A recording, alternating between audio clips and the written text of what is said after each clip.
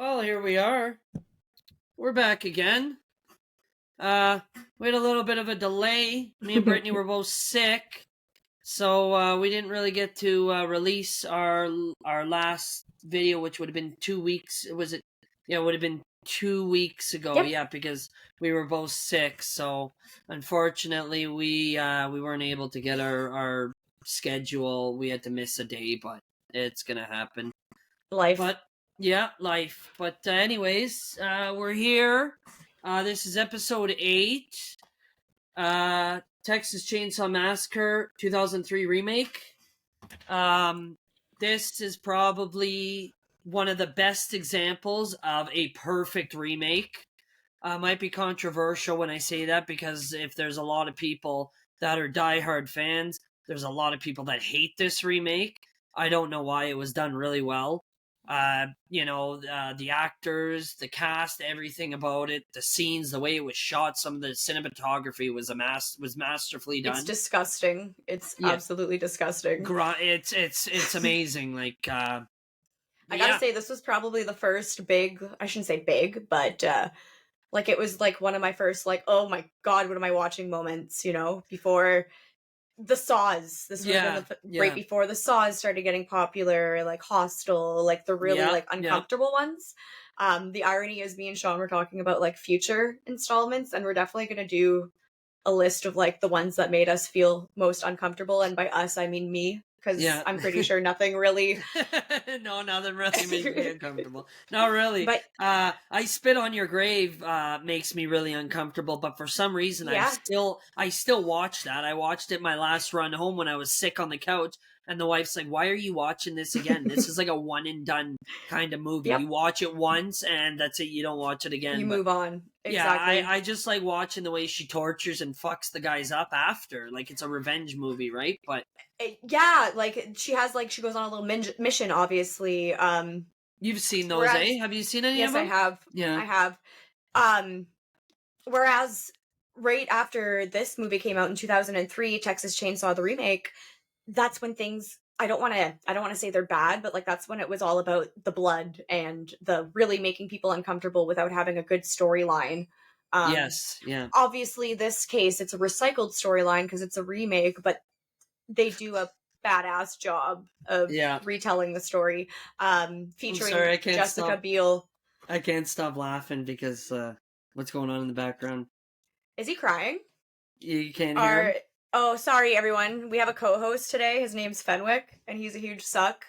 The more I don't pay attention to it, the more he's gonna, you might not hear too much because Sean has the noise blocker. But you'll hear him a little bit. Yeah, you'll hear him a little bit, but it's just...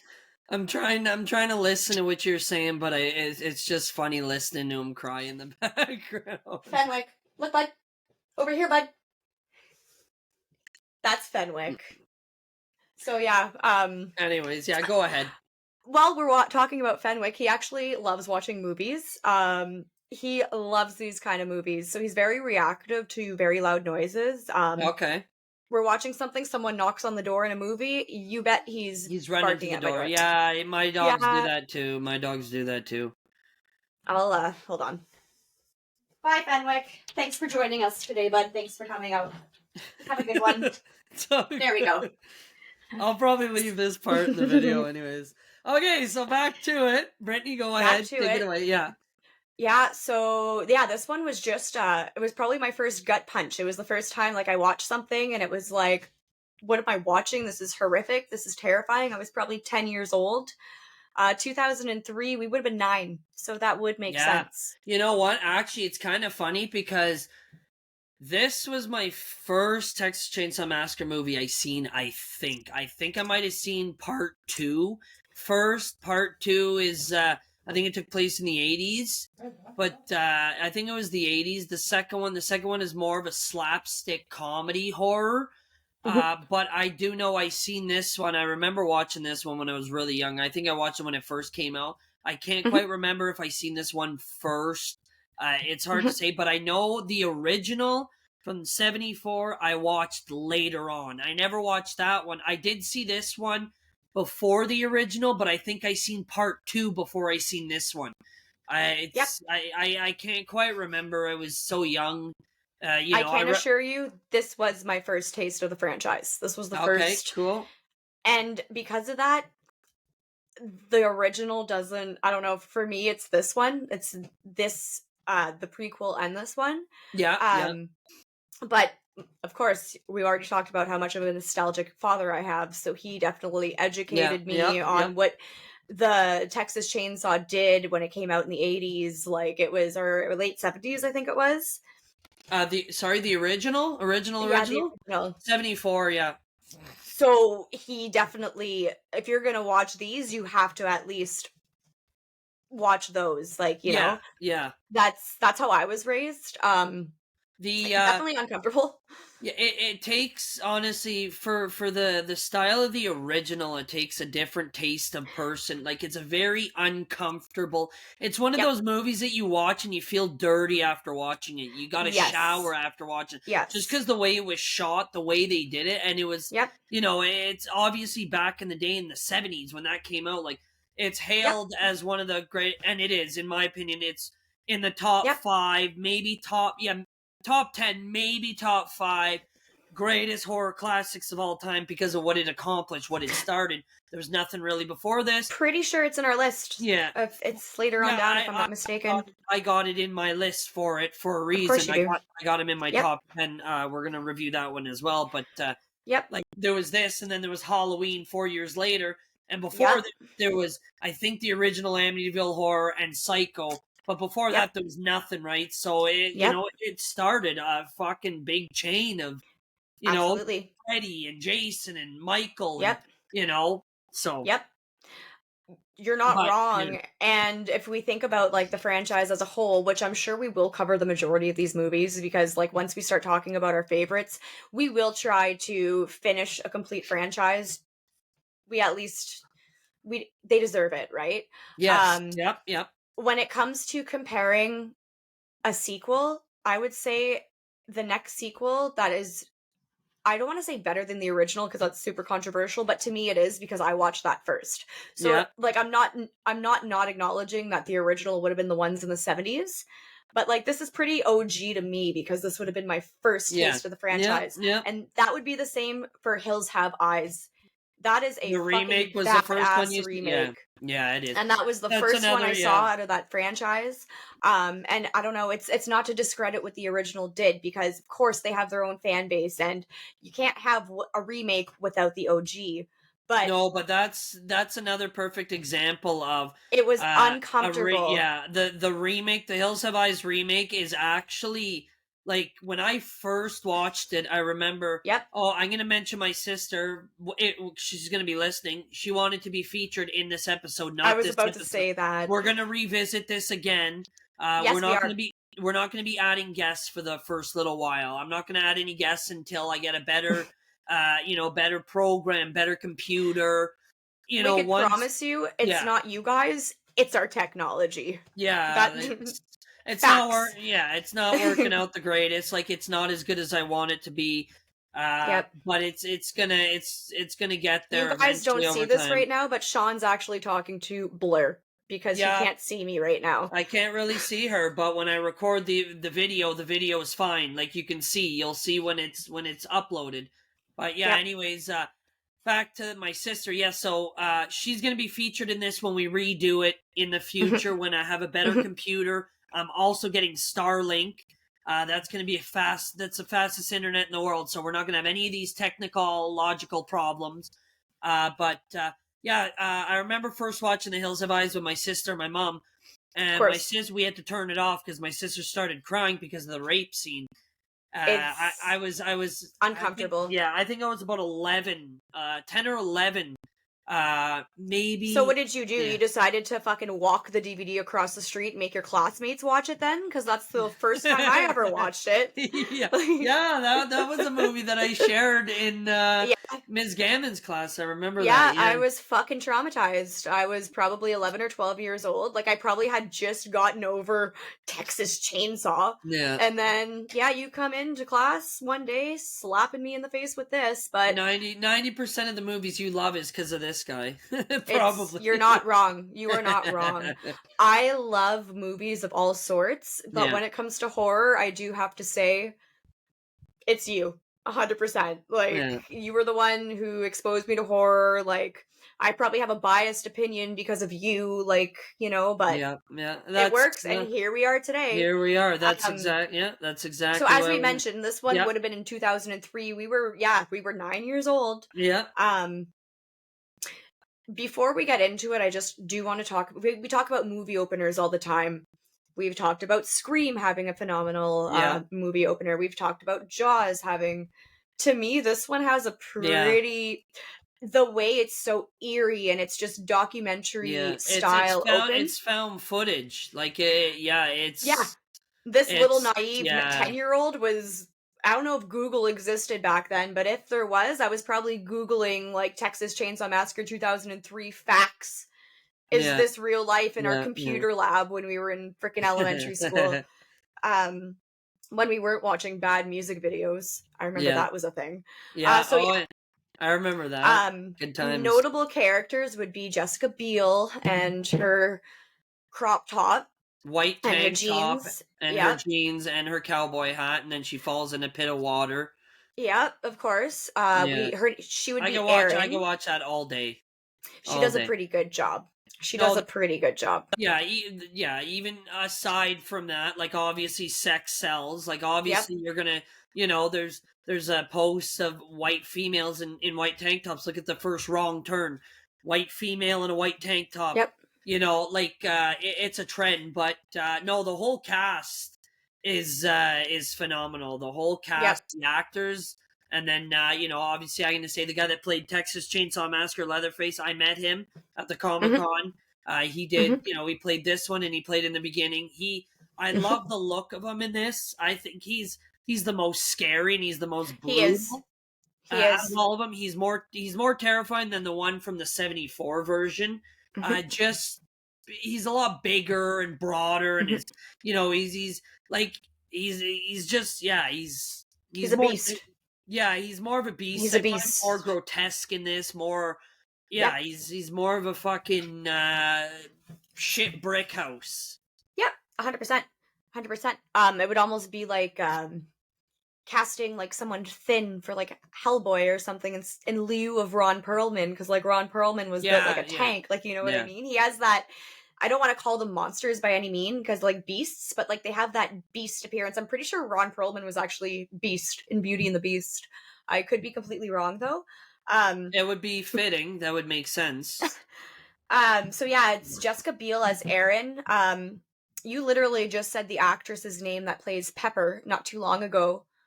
Because we were talking about The Sopranos. Because ironically, I'm writing the recap for this movie, and Sean got me into The Sopranos, and I'm like, what the fuck? That's Pepper. Like, there's the one time episode, maybe a couple episodes that she's in, but she's teaching them how to play tennis, and I'm like, what are the odds? It's her birthday today too.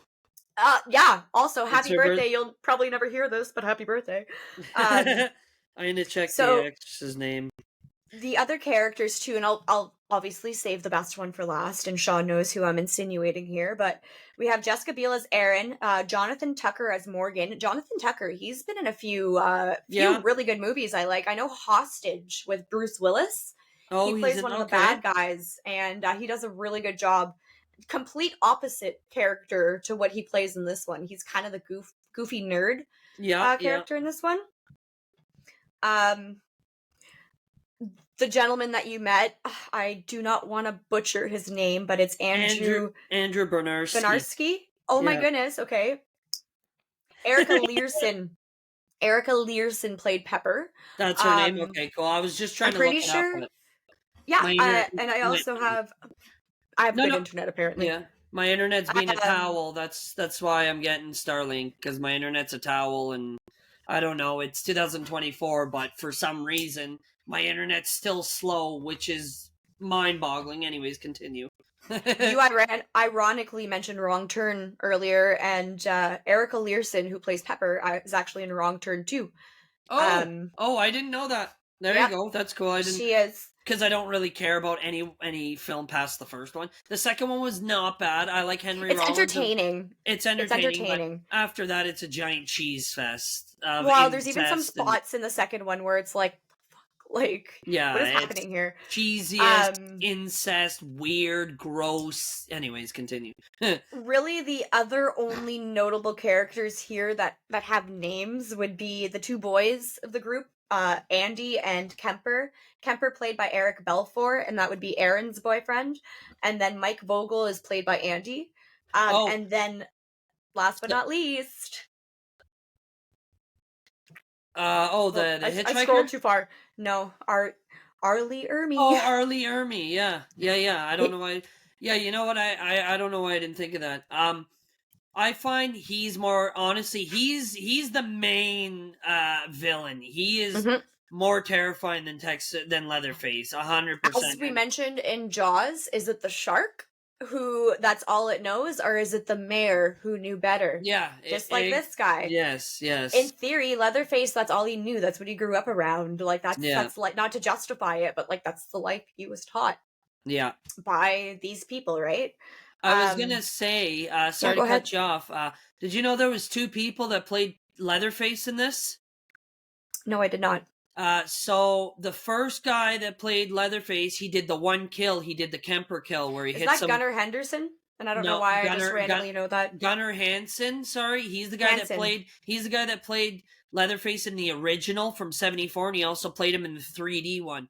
No, the guy. No shit. Yeah, the guy that played so he Brett Wagner. Rox met him at the Frightmare in the Falls when I couldn't go. I also have a picture of him with his autograph on my wall. Yeah, you know what? Here, I'll show you quick. Oh yeah, there you go. No shit. So no shit. Of course you do. Of course I do, yeah. So apparently he got heat stroke. He was only in it. He only did the Kemper kill. That was it. He hit him with the sledgehammer, dragged him through the door, slammed the door, and then I guess he got heat stroke from wearing the costume. So then they recasted Andrew Bernardsky, which he happened to do the whole movie plus the beginning. Which the beginning, a lot of people, I've read, I've seen reviews and stuff. It's a good movie. It's a well-made movie, but it's a pointless movie because no one asked for, okay, how did Sheriff Hoyt lose how did he lose his teeth? How did he get that sheriff costume? How did the guy get his legs chopped off with the chainsaw, right? It's a pointless movie because no one asked for it, but it's a well-made movie. It's a good movie. And the blood, the gore is launched right up compared to the 2003 one. You want to talk about uncomfortable? That's almost like a 10 on the Richter scale of uncomfortable, but yeah, there's also it's predictable because Monty ain't gonna die, Hoyt ain't gonna die, Luda May ain't gonna die, that all these main characters, because it's a prequel. It just, I don't know, I enjoy it, but I do see people's points how it's a pointless movie. It's a pointless movie because we didn't need to make it. They didn't need to make it. No one asked these questions. Honestly, I find I noticed something. A lot of fucking horror people, a lot of fans, they always want an explanation. Like the black phone. They're like, okay, well, how did the black phone start? Like, I'd like an origins on the grabber. But like, isn't it more interesting to use your imagination and not get that answer? Like the 2003 remake showed up and it was just brilliant the way it was done. All these characters showed up the way they were, and it was just perfect the way it was done. And then they make this prequel, and it's like, well, like that kind of just takes away from the imagination part, where it's like, oh, this guy just shows up with no legs, and Arlie Ermey's character doesn't have teeth, and how did he get? He's obviously not the sheriff, because you can tell, or maybe he was, Well, then they answer all those questions in the prequel, and you're like, well, there goes my just based off imagination. the setting that they're in like whatever town in Texas. I think it's pretty obvious that like there's not too much civilization, there's not too much law, there's not too much, Yeah. like it's whatever you want goes wherever they ended up stumbling into. So I don't think you're right. You didn't need those hidden backstories to justify everyone's No, it's just actions. It was I get it. It's a moneymaker. I totally get it. That's mhm, it's like what I was saying earlier about sequels. There's mhm, a lot of movies out there that didn't need sequels. mhm, Jaws didn't need sequels. The Lost Boys didn't mhm. need sequels. Like the Lost Cabin Boys. Fever. Yeah, Cabin Fever didn't need a sequel. It ended uh, perfectly. cheesy Spring Break sequel with the fucking high school, like, oh my, Leave or it with the body dying at the end of the first one, and leave it yeah, to your like interpretation. Is he going to infect everyone because his body's in the water now, the drinking water? Like, the same, Halloween. I said in my Halloween episode, like they should have kept it as one movie. Like it was a perfect ending. He shoots him off the balcony. He gets up. mhm, Loomis goes to look at him, and all of a sudden he's gone.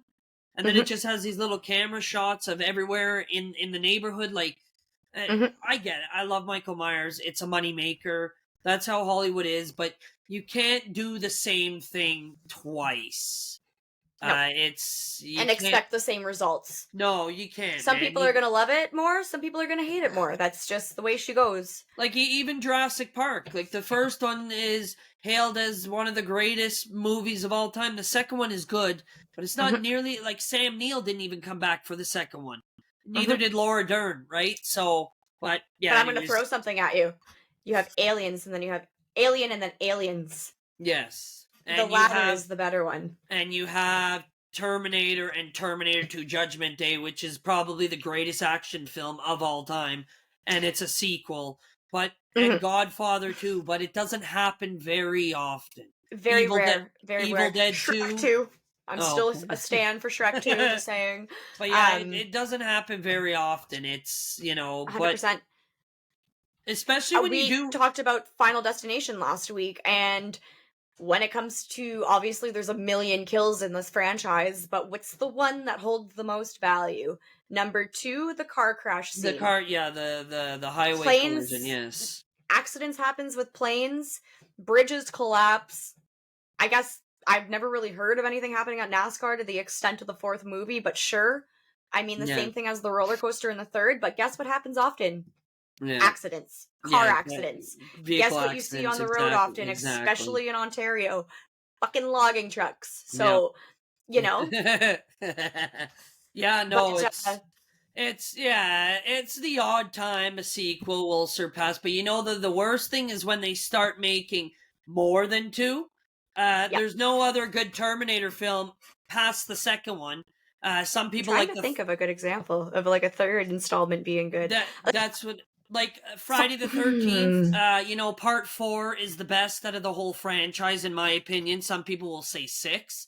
A lot of um, people it's between 4 or 6, unless you're like you and you like the shitty remake that I hate to death. I'm well, just I was just about to say, are you the person that I got into an argument about Homeward Bound 1 being like someone said Homeward Bound 2 was the better movie, and I swear to God, like we're I don't throwing think hands outside now. I don't think it was me. I do. No? I'm a big. I love Homeward Bound. I still watch them here at home, but uh, 2 the is solid, but yeah, number 1, come yeah, on, guys. I'm sorry if you're a number 2 stan, but like yeah. no, not here at least. I like them Um both. I'd have to rewatch them. I do remember the second one being Lost in the City. in That San was Francisco. I don't know that why I know this. that is. I remember that one. That's where they meet. They meet all the other dogs, and Yep. and then Chance meets the lady Delilah or whatever. I don't know how I remember her name. Don't ask You me. stand this a little bit too much. I might ask questions. Sean is going to be doing Homeward Bound 2 eventually, years down the line when he does his birthday Yeah. episode. Um, so yeah, we mentioned the opening. So yeah, it opens very grainy and gritty, documentary-esque style. It's an explanation of a 30-year-old I wrote a 30 cold case. Great. We're already 2 seconds into this recap, and I'm wondering what the fuck I wrote down. It's a voiceover explaining what we're about to see, foreshadowing a group. Okay, we're gonna try this over again. Rewind. So it opens up with a grainy documentary-esque explanation of a cold case with a voiceover explaining what we're about to see. It's foreshadowing a gruesome crime involving a group of youths. Take two was much better there. Take two was much better. So it's a very brief scene, but it tells you a lot within the 1 minute that it flashes on your screen. So it shows the police officers surveying the scene, and they enter a basement, and this is like the 70s they're portraying it as, right? Yeah, I think so. Yeah, I can't remember. We came prepared, obviously. Yeah. Well, let's say it's late 70s. I actually just started watching it, but I was kind of eating.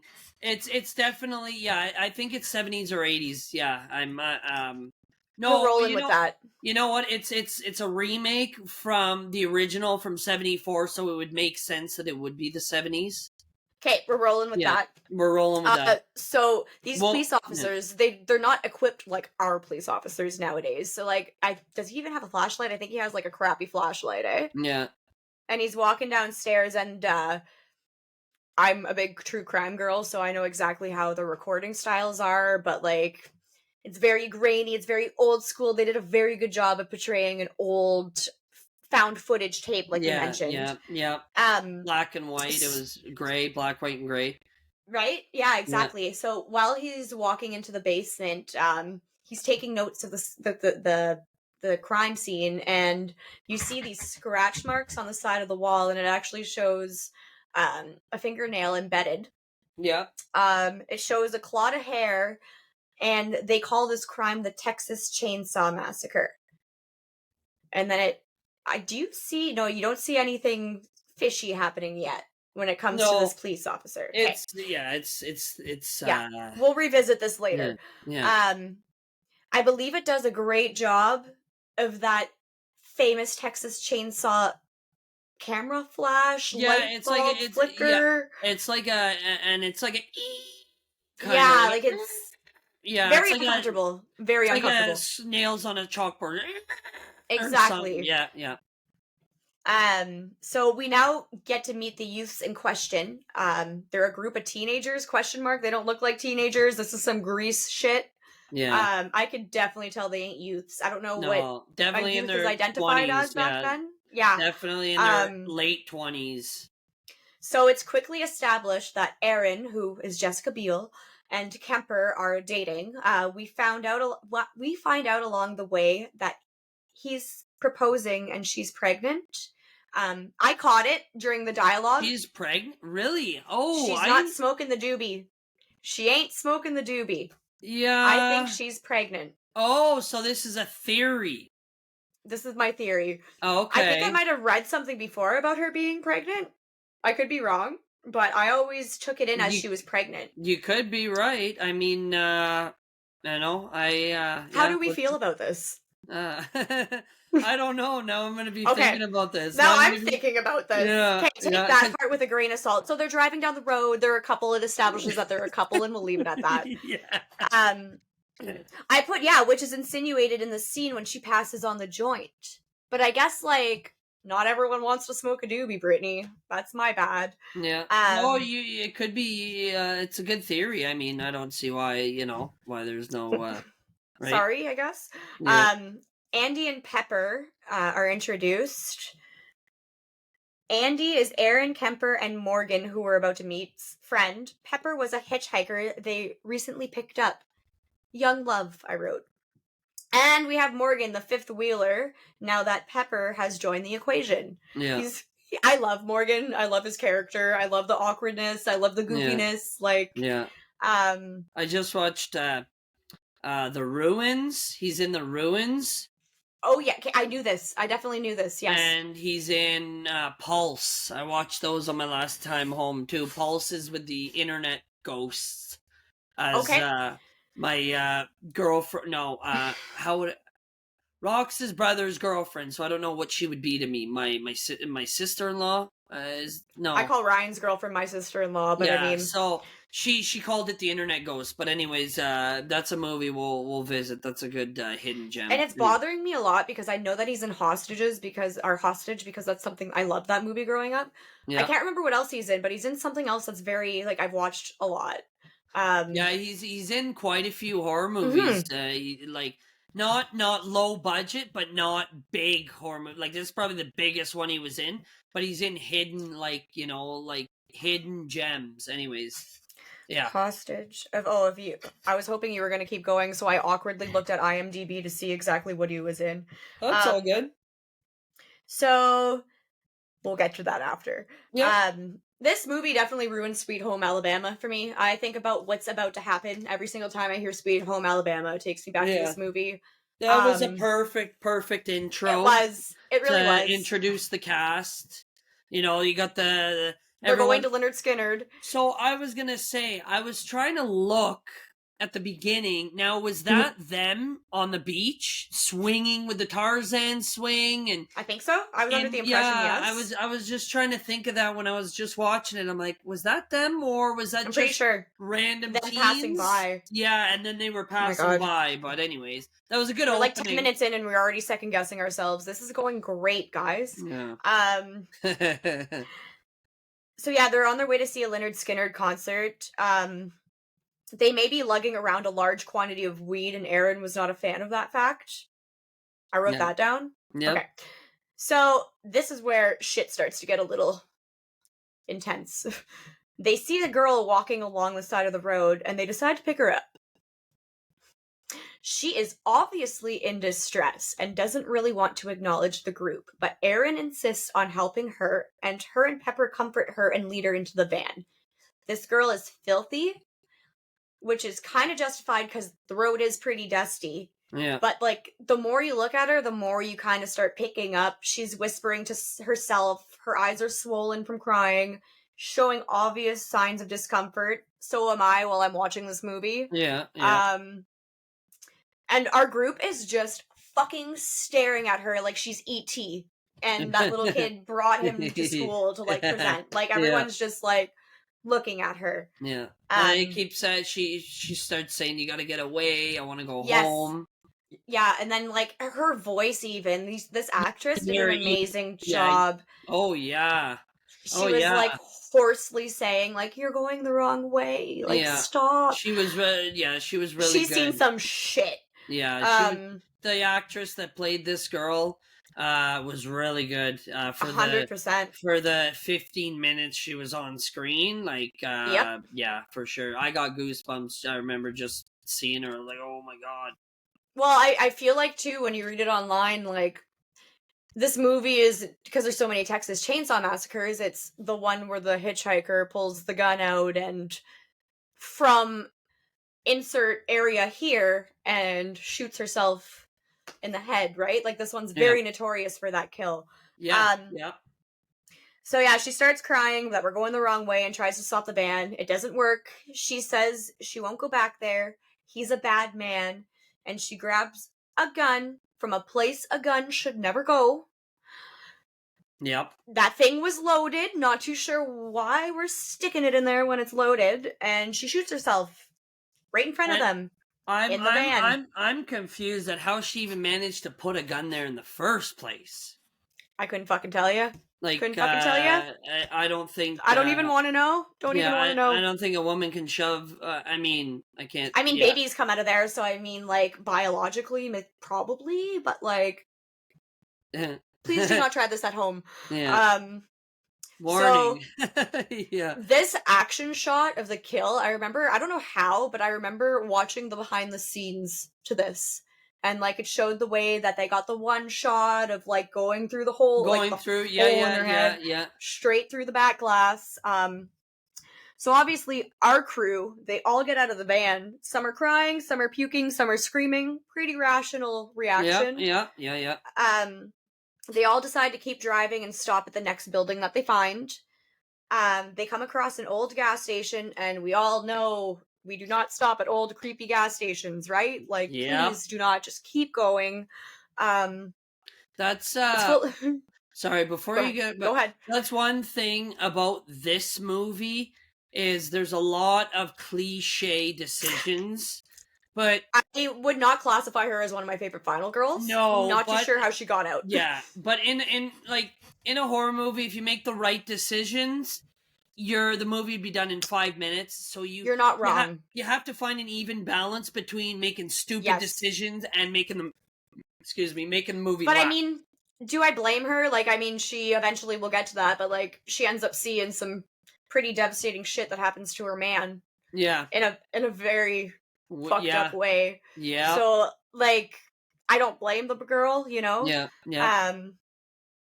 So yeah, they come across the old gas yeah, station. There's rotten fucking meat and shit. It's ran by an older lady that will come to learn her name is Luda May. The kids want to report a suicide. They ask her to call the sheriff to explain their situation, and she does. yeah, Um, like you get vibes from her. I yeah, mean, it's kind of predictable in a Texas Chainsaw Massacre movie what's yeah, about to happen. She's going to be a part of it, but she's pretty good at playing like the innocent old lady card. Like yeah. Like she doesn't um, know what's going on. She doesn't, but she does kind of do some weird facial gestures where Yeah, like there's more to this woman. Um, the sheriff tells them to meet him at the old Crawford mill. Um, they're very pissed that they have to yeah, get back into the van with the body, which yeah. like fuck Exactly. that. Yeah, yeah. Um, they also have to go to a concert. Like I know that they obviously just witnessed some traumatizing stuff, but like It's basically I drop love her me a off. good Yeah, concert. Exactly. yeah. Like Drop her we're off. going. Yeah, drop her off. We got to get to a concert. Yeah. Exactly. Then Um, Jessica Biel's character, Erin, I remember she says when they get back in the vehicle, "Well, I just want to go home now." yeah, You're probably you're same. probably you're probably gonna get to that there. I cut you. I'm a little ahead of you, No, but that's perfect. Give her, because I they was about to yeah say she they wants to, pulled up to the sawmill. they want to go home. Well, she wants to go. Erin wants to go home. She's like, I just want to go home. Uh, Exactly. before they get back Rightfully in so. the van. Anyways, continue. Jeff heads towards the Crawford Mill. We're in a situation like this. I'm fucking walking home. Like I don't Yeah, care what takes me along the way. Like yeah. they pull up to the Crawford Mill and the sheriff's not there yet, so they have a conversation about leaving the body and driving off. I forgot that this happened, to be honest with you, so maybe I'm not only the bad person in the situation. Sorry, say that Um again. they pull up there and the sheriff isn't there yet, so they have a conversation about Yeah, leaving the body and yeah. driving off. It's Taking a vote. basically the Taking a boys vote. that are Yeah, kind of like, and taking a obviously vote. Yeah, Kemper's not really for it because he doesn't want to upset Aaron, yeah. but he sees the boys' point, like let's tuck and roll, basically. Basically, Um, yeah. it's That boys probably versus girls, and Kemper veers towards allowing yeah. them. That probably would be me in that situation. It's Tuck a and dead roll? yeah, it's a dead body. How about we just drop her off and keep going? But it's a horror movie, so if they just dropped the body off and left, well, the movie would be over. So there's got to be, you know, and So like I Aaron has a talk a good talk, I talk a tough talk, but I have too much of a conscience to know that that's some person's daughter, that's some yeah. person's loved one. I get that too. That's why, like, I would see sympathy for my girlfriend if she said, "Well, it matters to me this and that," and it's like, okay, And well, Jeff would be like, "I'm gonna hear you bitch the whole time, anyways." So we'd be heading home. Um. So yeah. So Kemper veers towards allowing them to leave the girl, but Aaron changes his opinion because, much like Aaron, she has a conscience, I yeah, like I just mentioned, I do too. It would be, yeah, oh, where's her body, or yeah, are her family ever gonna find her, yeah, yeah, if yeah, she even has a family left, which we'll learn soon that yeah, she had some shit done to her. yeah. So they walk around the mill and find a kid named Jebediah. He tells I them think that the yeah, sheriff. I think that's what he says because he's got like these I big think so teeth. too. Yeah, it sounds like he says Oh, that. Jevrada. I know. Ah.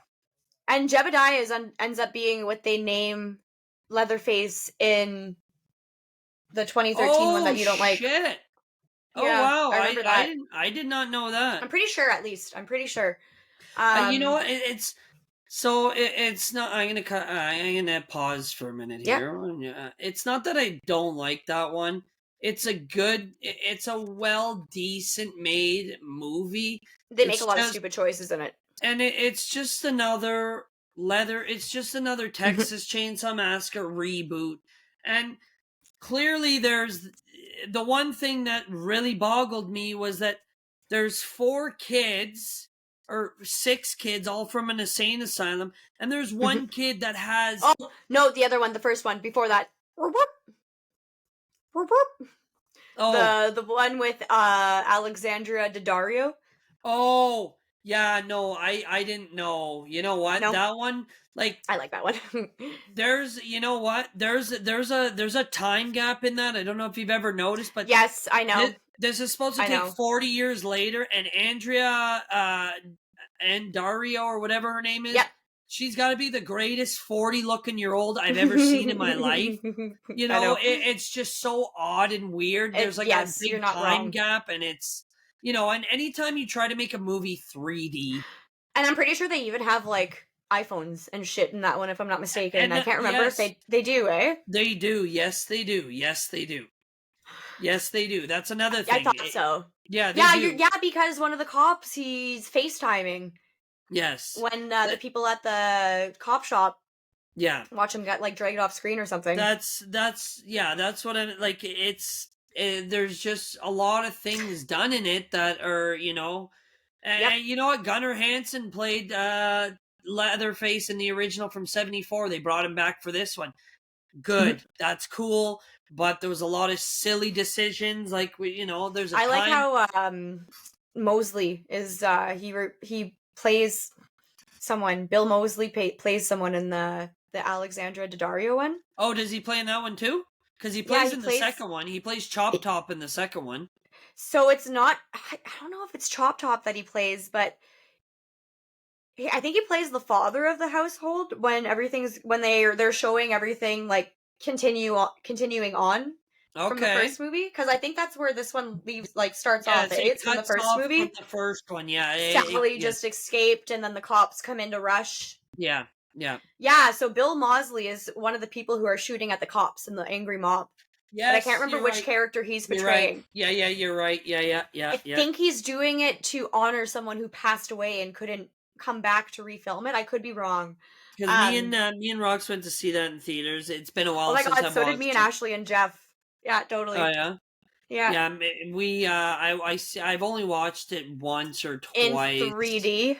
Yeah, it was like I said, you don't My Bloody Valentine in 3D worked, but a lot of horror movies that are 3D do not work. For me. Jaws 3D, Friday the 13th 3D, Final Destination 3D, Final Destination Part 4, anyways, Spy Kids 3D. Anyways, you go ahead. I'm done babbling. We'll this is your episode, so. The thing that got me about the remake was I was all up for it and fangirling it until she goes, "Take this, cuz," and like hands him the fucking like, someone get me out of this theater. One of the most cringing one-liners ever made. Oh my god, I almost died. Cuz, yeah. It was something along those lines. It was something like that. It was, yeah. Do your thing, cuz. Do Do your your thing, thing. cuz. Like, what? Like, shut the fuck up. Like, I like watching her. I like watching her. Don't tell me about it. She's gorgeous. She's gorgeous. But she can't act either. She can't act. She's you don't like her? She's like Megan Fox. She's just a sex symbol, and that's all she is. To be honest with you, the only thing I ever really have a recollection of Megan Fox is Jennifer's Body. Like, I wasn't a big Transformers girl. Like, I wasn't into that shit, so I didn't really watch any of Megan's Neither did shit. I. I've seen her. Body's pretty. Jennifer's Body, sorry.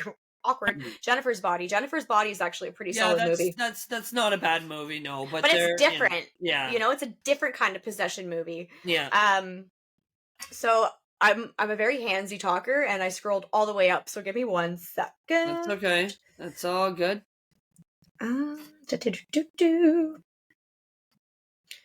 So yeah, we meet Jebediah, and he tells them that the sheriff is at home getting drunk. He gives them directions on how to get to the sheriff's, and Aaron and Kemper walk through a forest to meet Sheriff at home. Pepper, Andy, Morgan, and Jebediah stay back. Aaron and Kemper knock on the door, and an old man in a wheelchair answers. Monty. With no He legs. tells with no legs. He tells And an Aaron angry to little dog. on his lap. Absolutely. Small breed. Let me just make that clear. Small yes, breed. Small breed, yes. Little breed syndrome. It wasn't a house hippo like the thing that you just saw earlier. Yeah. He tells Aaron to wipe her feet as he likes to keep a clean house. And then we see some fucking bathwater that's being drawn, and this clean house thing is a complete fake out. Yeah. The red water. Yeah. It's like it's like bloody water. Yeah, like kinda, no. Yeah.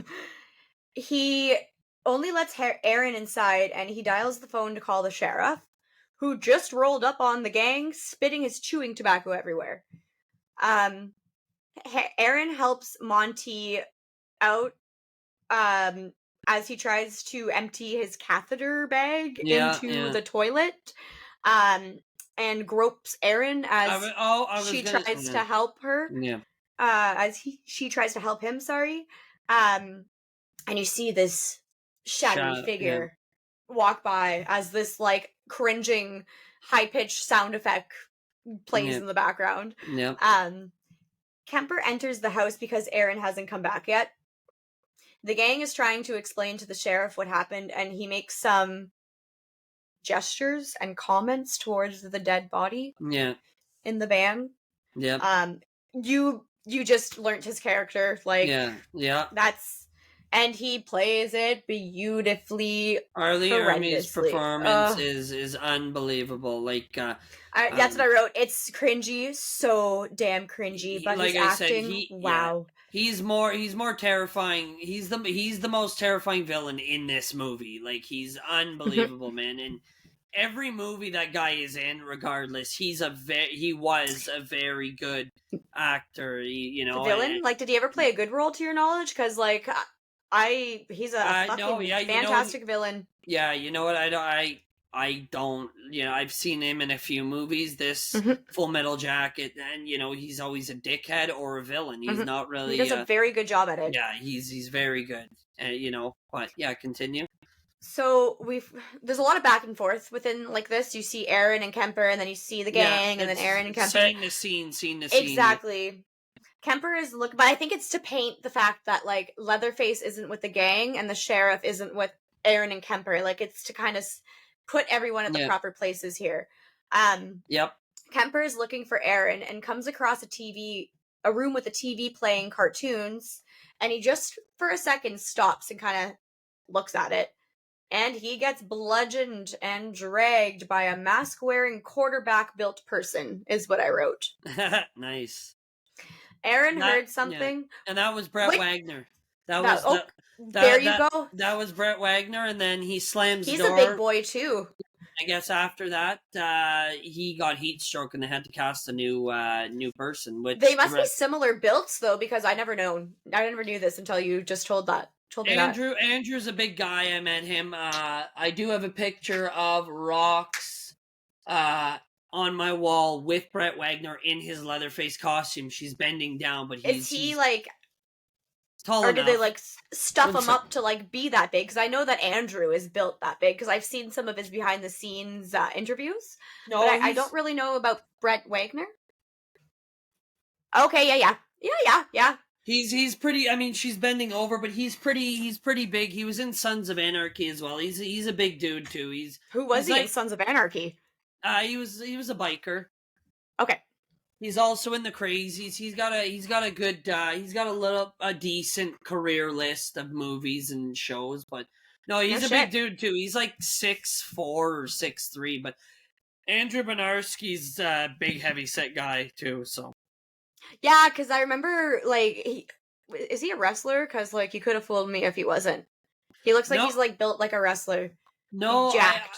You know what? Huh. I don't even know if he's done anything else, honestly. I think he's only done the 2 Texas Chainsaw Massacre movies, because you search up his net worth, and his net worth was only $300,000. So, you know, people that are in movies normally are at least $1 million of a net worth. Right? No shit. I could be wrong though, but yeah, I don't. You're probably right.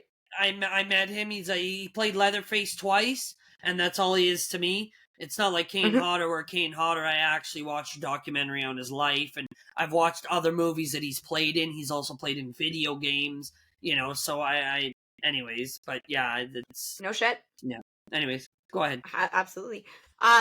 So... Yeah, Aaron heard something. The door. Yeah, he just slammed the door, and exactly. Back to the gang, the sheriff makes the boys help him wrap the bodies as he cops a feel, which is a direct quote from his mouth. I just like to cop a feel myself once in a while, or whatever he says. Yeah. Oh, God. Love these. I used to love wrapping up these little honeys. Like, fucking weirdo. Oh, she's wet. But again, he does it She's so wet well. down there. Yeah, what she's so wet well. down there. What have you boys been doing to this dead body? She's a little wet down there. Little does he know a gun just came out of there. Yeah. Eric keeps looking for Kemper, but decides to leave and walk back to the gang after no luck. The boys place the body in the sheriff's... And again, guys, this is obviously 1970s, and even when it was filmed, it was 2003. So cell phones are not... They're not popular right now, so you can't just call up... Aaron can't just call up Pepper and be like, yo, I lost Kemper, I don't know where he is. So she goes back to the gang. The boys place the body. That's what they did perfect in this movie, like we were saying about the other Texas Chainsaw Massacre. It's supposed to take place after 74. It's literally they like FaceTiming each other. Yeah, but exactly. That's so anyways, continue. I just wanted to mention that there was a couple terrible decisions in that movie that just doesn't make sense. So like not going to investigate the house that you just inherited would be probably the first one on my list. Yeah. So okay, we did that. Yeah, the boys place the body in the sheriff's car, and then we see Leatherface sewing in a room with ears and eyeballs and all the fixings. So we kind of get a glimpse at his little workshop that he has. And he pulls off his face, and you actually see his face without his nose.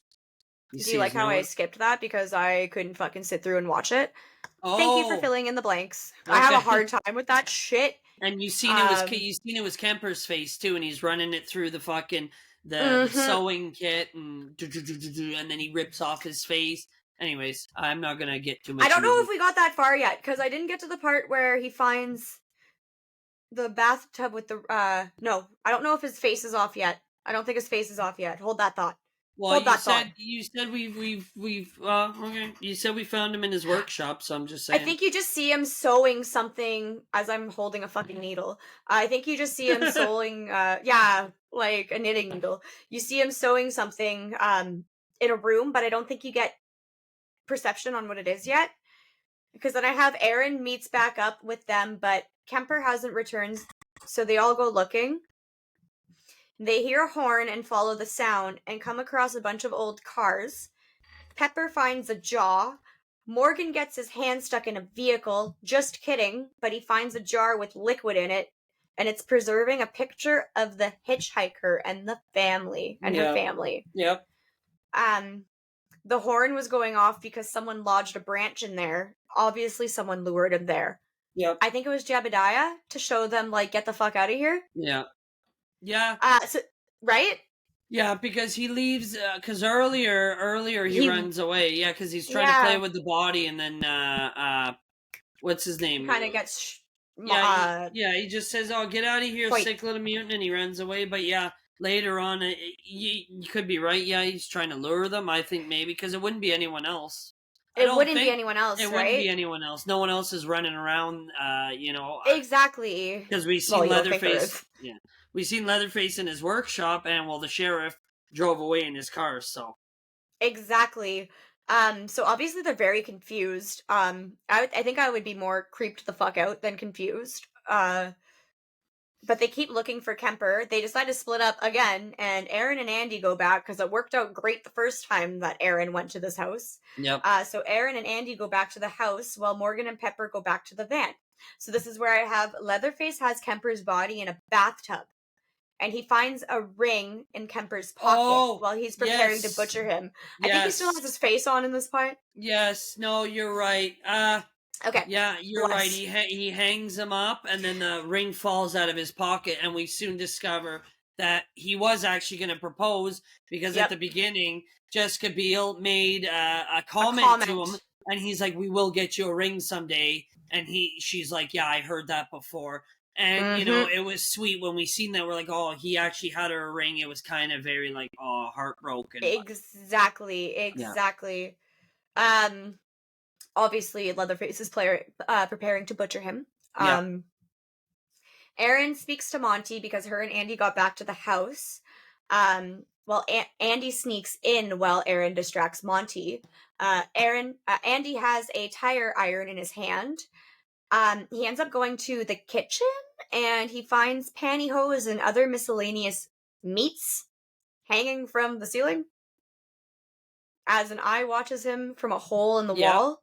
yeah. There's chickens and pigs walking around, and a cupboard filled with a cupboard knocks over and a jar of eyeballs falls on the floor.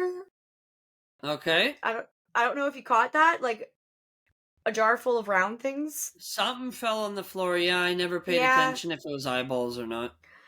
I have this note later on. Why are they eating people if there's all these pigs and chickens and cows around?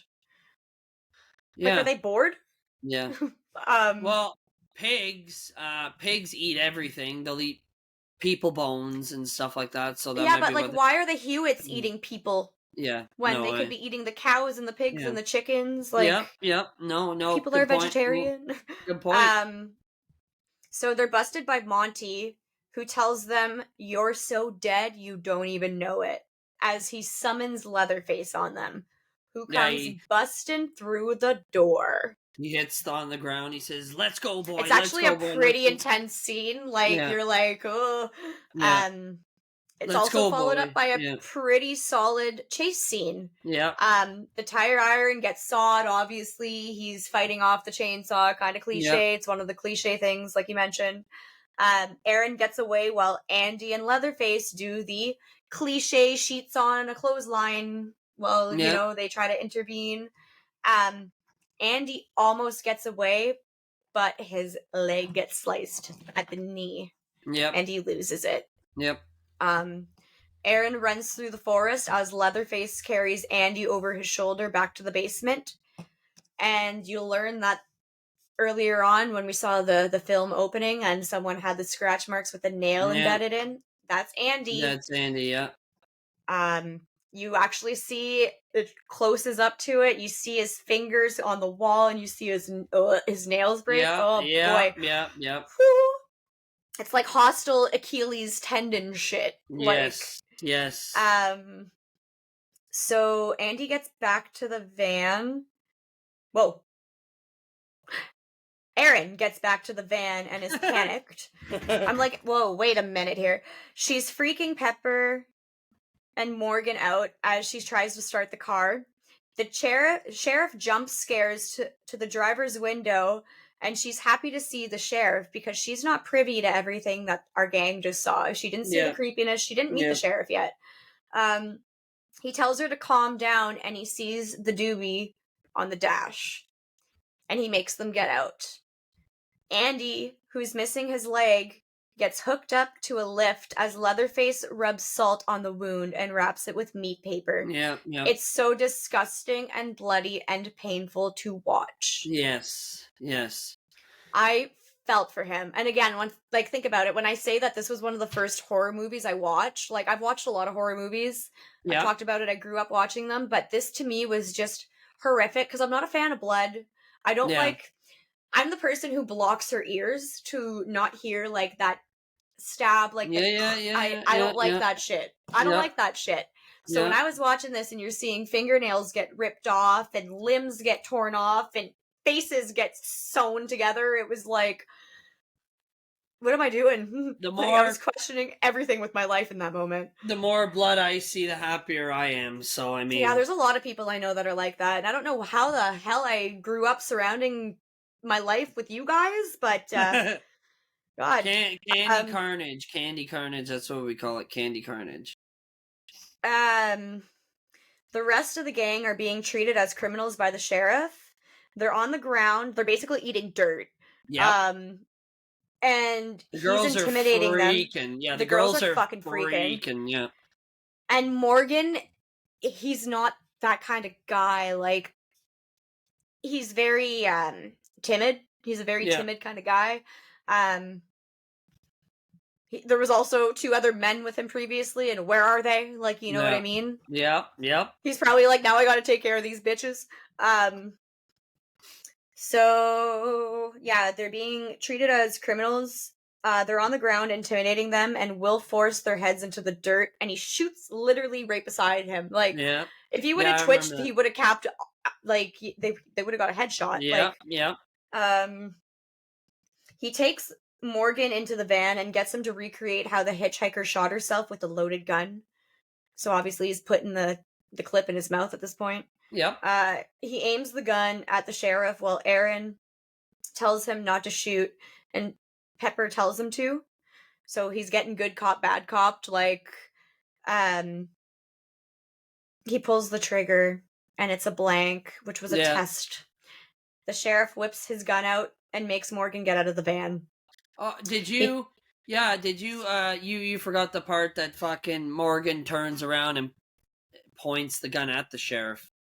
Yeah, I screwed my words up. I kind of went through that a little bit too quickly. It's all good. But that's what you come in for. Yeah, Thank you. He tells him, I want to know how she shot herself. Show me how. I've never seen a gun go off without pulling the fucking trigger. And then he turns around and he goes like this and he points the gun at him and he says, "You get back on the fucking ground, leave us alone." Yep. And then he says, "Fuck you," and he pulls the trigger and then we learn it's a blank. But Anyways, again, go ahead put yourself. now. A lot of people will probably say, "Oh, Morgan was stupid for even doing that." He has 2 girls to protect. Yeah. And even though, like, he's not your macho, masculine guy who's gonna try taking this guy out with, like, testosterone. I would have done something like that. But who, the fact he's still man enough to actually try to protect them. The fact that the gun was not loaded, man, I'm like, and then as he pulls the trigger and it makes no sound, you see his eyes go like, Morgan's eyes are like, oh my, yeah.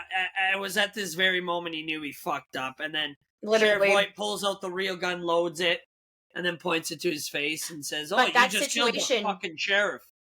You barely needed any words for it to be so real, you know? Yes. So he takes Morgan into his car and intimidates the fuck out of him. Yep. He smashes his bottle on Morgan's face and laughs at him. Morgan's face is just bleeding, his mouth is bleeding, and Sheriff takes out his 2 front teeth to say, to kind of compare, like, they have something in common. He's missing his front teeth too. And it just shows his personality. It's just, it's haunting. Oh, it's I said that there was an episode we were doing and I was talking about performances, like Tim Curry's performance as Pennywise, Arlie Ermey's performance as Sheriff Hoyt. Like there's Stu and Billy? Yeah, there's certain roles that people did where it's just you'll never ever get to see that again from anyone. Like, and it would have been the last episode that you did, and I can't believe that I said Stu and Billy before I said this one. Candyman. Yes. Yeah. Tony Todd. Candyman. You'll never. There's no. Yes. Tony Todd's his. Sheriff Hoyt's up there with him. Arlie Ermey is up there with Candyman for like the top, like, scariest villains. The way that they can display a character's demeanor with little words. Yes, with it just shows little intention. Yes.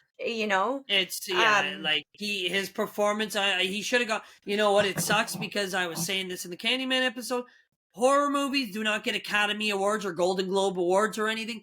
Mm-hmm. Arlie Ermey should have gotten an award for that role because how scary it was, But absolutely, horror movies don't get awards. It's weird.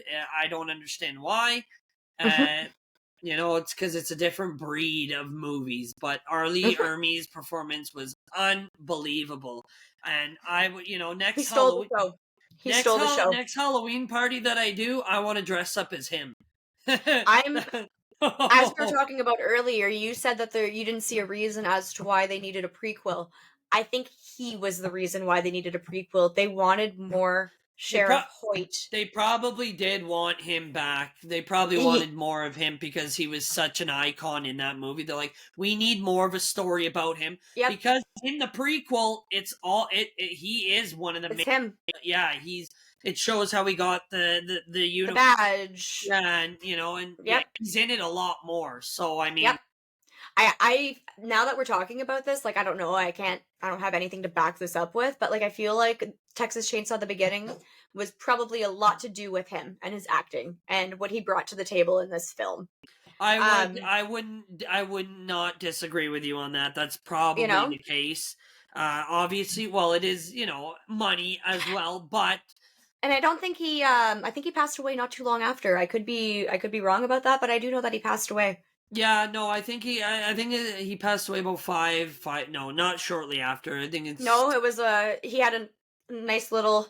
Yeah, because the beginning, I think, was like 2009 or something, 2010, I think. Something around there. And he died in 2000, I think, late, like 2015 or something. I'm going to search this up. You continue.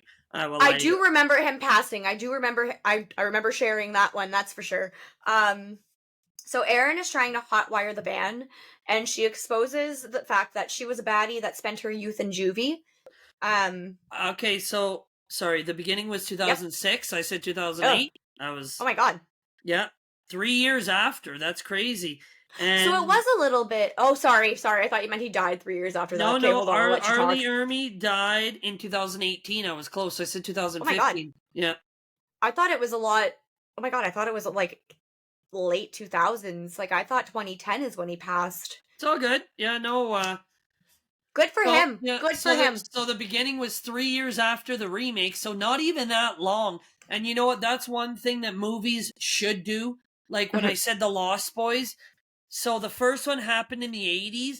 They didn't do part 2 until more than a decade after. If you're gonna continue on the story, you got to stay within a certain realm because it catches people's attention. It's like artists when they release music videos.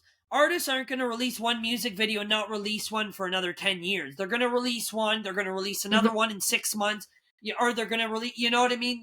People have short attention spans. So they did 2003, 3 years later they did 2006, which is why it probably caught a lot of people's attention. They're like, oh, I remember that remake. This is a prequel. We got to, like that's... Yep. You can't like I said, like The Lost Boys, they did part 2 20 years after. I think even longer. Longer. You know what I mean? You don't do that, man. Like even Jason X. Jason X was made 2000. Friday the 13th Part 9 was 92, I think, and Jason X was 2003. But they were trying to make Freddy versus Jason, and the production. In the meantime. Yeah, so they had to quickly do something to keep the fans going, and that's how they did that. But it was still 10 years, but then eventually... You might have a hard time with Stranger Things. Yeah. Because COVID happened in the middle of filming. So, like, these are kids, right? And we learned that kids grow up really fast on screen. Yeah. I swear to God, they go from, like, 10-year-olds to fucking 20years within a season. Yeah. But it's still great. It's still great. It's still great. I promise you I'll watch it. You're doing the Sopranos for me. I'll watch it. It's perfect. Yeah, and I have 2 seasons on you. There is 6 seasons of Sopranos. There's only 4 of Stranger Things. So, so yeah, she's hotwiring the van, and she said she learned this in juvie. She's not proud of her history. Sheriff is beating the shit out of Morgan, saying that they shouldn't have messed with that girl, and they brought it on themselves. That girl, as in the hitchhiker, I'm assuming. Yep. Erin gets the van going, but immediately loses a tire. This is a mistake I think I found. Do you know where I'm about to go with this? As this happened, Leatherface comes bursting through the back glass with his chainsaw. Yeah.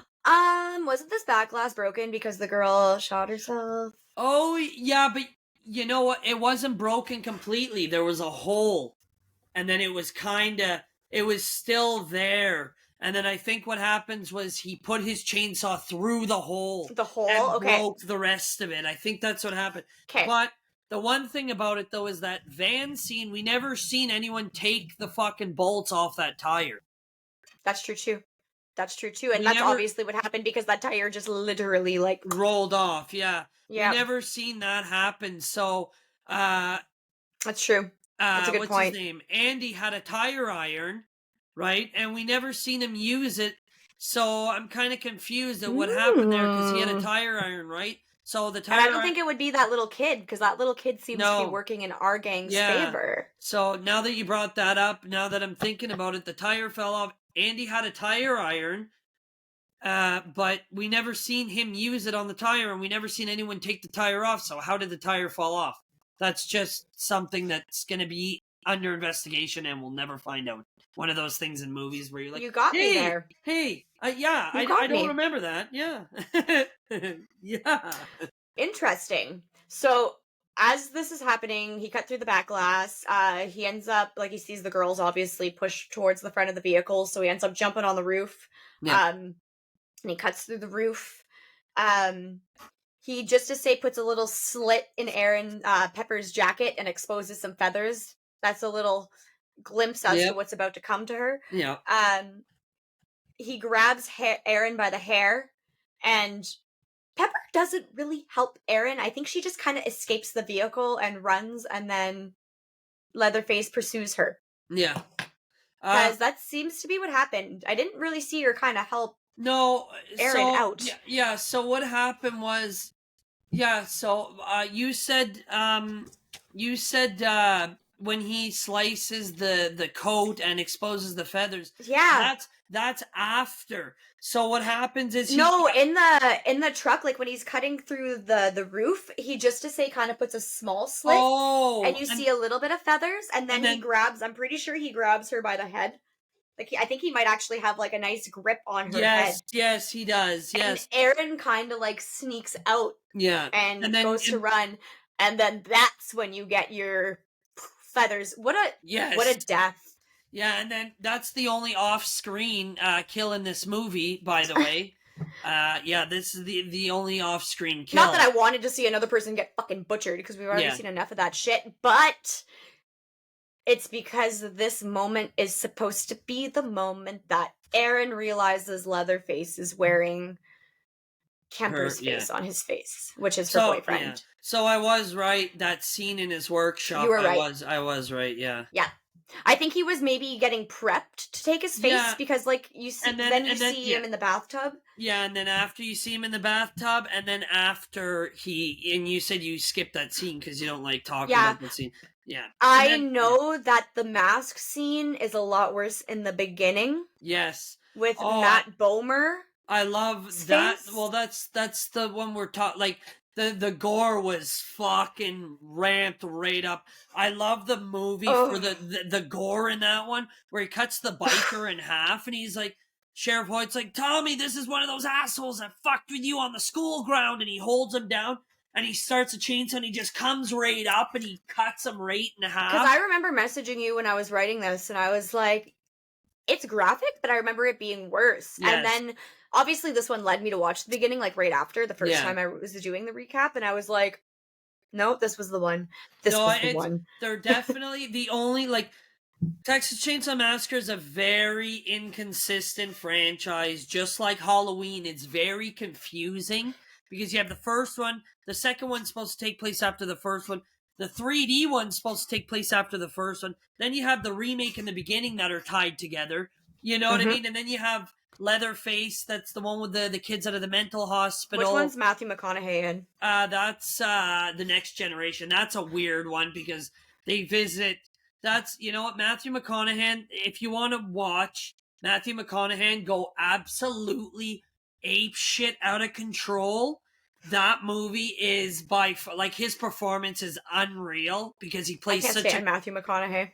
No, he plays such a crazy psychopath, but that movie is dog shit because they have Texas Chainsaw Massacre as like a transgender, like he's wearing makeup and he screams like a girl and it's just so weird. So that's where that I always saw it, like, obviously, like, reading like the posts and stuff. Yeah, I know what you're talking about. Like, I think he's wearing a blouse in it or something. Yeah. He has like the makeup and stuff. I know exactly what you're talking about. The first one, the very first one, the original, he visits that part for like a quick 3 minutes where he's just wearing a woman's face at the dinner table, and that's all you see. But the next generation, he's literally a cross-dressing, and he screams like a little girl, and and it's like, that's your main villain of a movie. Why do you want to pursue him like that? Like, he's supposed to scare people. The next generation is dog shit. That's part 4.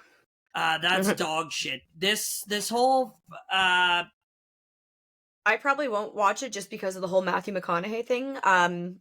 You don't I like don't know him if at you all, watched eh? Breaking Bad. No, did you watch Breaking Bad when it played out on TV? Like on Yes. AMC? Yes. I don't know if your commercials were as bad as the Walking Dead commercials were, but they would literally play this fucking Lincoln commercial that Yeah. Matthew Yes. McConaughey was driving down the road and he was Yes. thinking about this and Yes. like literally on repeat every commercial break. I couldn't do it anymore. I could do Dazed and Confused because the nostalgia gets me. All right, all right, all right. That's all Yeah. I want to hear from him. Move on. I cannot handle him. And I know he's a great actor. I know a lot of people love him. He has a major fan base, but Well, he's in. You're gonna have to watch a movie. It's called Frailty. okay. It's a classic. It's not. It's As long as it's not a Lincoln commercial with Matthew no, McConaughey yeah. driving down the road and he's in it, but he's got a small role in it. But it's I don't know if you remember who Bill Paxton is. He died. Do I remember who Bill Paxton is? Bruh, my favorite movie is Titanic and Twisters. Of course I remember who Bill Paxton is. Okay, good. Okay. You can actually play him on Call of Duty Zombies. He's a character in the same map as you just did this to yourself. He's the same he's in the same map as Didn't you say Robert De Niro was in there? No, Ray Liotta. Ray Liotta is in a map called Mob of the Dead, which is my favorite map when it comes to Call of Duty Zombies. They do a lot of so they always come out with one with like a bunch of celebrities in it. So there's one with Danny Trejo, Sarah Michelle Gellar, really, Michael Rooker, and Robert Englund, and that's in Call of the Dead. Okay. But then they also came out with another one, which is a different Call of Duty, and it was John Malkovich, Bill Paxton, I want to say Rose McEwen, who I'm pretty sure is Tatum on Scream. Okay. I could be wrong. And there was another Shane from The Walking Dead, who would be John Berthal, who would have played Daddy Soprano in the movie. Yeah, I was gonna say he's in the requel. He's in the prequel movie, which you're so gonna another watch. star-studded cast. So I don't know. Sorry, it's not Call of Duty Zombies can really get me going. Yeah, that's fine. But yeah, Bill Paxton. Do I know Bill Paxton? Bill Paxton was probably one of my first crushes growing up, and it's kind of weird to think that this was like a little 10-year-old girl crushing on like a 35-year-old man. The Titanic and Twister, I didn't Aliens, Twister, Titanic. Well, I didn't think about those movies, right away. That's you written all over Titanic and Twister. But anyway, yeah, that's probably why. I'll send you when we're done. I'm going to send you Frailty. You got to watch it. Yeah, for sure. It's early 2000s. It's a thriller. It's not bloody. It's not a horror, but it's Matthew McConaughey and it's Matthew McConaughey and it's Bill Paxton. Bill Paxton's the main role. Matthew McConaughey is one of the older sons telling the story about it. That's why I said Matthew McConaughey. Yeah, that's why I told you Matthew McConaughey. He's got a really good performance in it. He does really well, and I got a lot of nostalgia for that movie because I watched it growing up, and it's a really, really good movie. Well, you had me at Bill Paxton, so Matthew McConaughey gets it this time. I'll give him that. Okay. Anyways, Erin gets a glimpse of her man's face on another man, so to say. Yeah, they kind of touch eyes, like look at each other. She has a moment. She's like in disbelief. Erin flees the vehicle and Leatherface chases her. I would have been down for the count. Like this much running, these lungs cannot handle that. Like even for me, like I go to the gym, I don't know if I'd be able to run that much. Fuck. I'd be praying to be like taken out at this point. Okay, Erin runs away and crosses paths. Wait. Yeah, actually, are we already there? Erin runs away and crosses paths with a The two ladies in the house? Yeah, we are. Yeah. With two really weird broads in a camper trailer. I like how you say that. Two really weird Weird. broads. They are Broads. strange. Like, they are red very flags. they are very, very strange. And next red flag is, do you want some tea? No, absolutely not. Never. And Never, ever. You guys have a phone? No, we don't have one. The phone's ringing. Anyways, I don't want to tell this for you. This is part of yours. No, please do. I'm tired of hearing myself talk anyways, so please, anytime.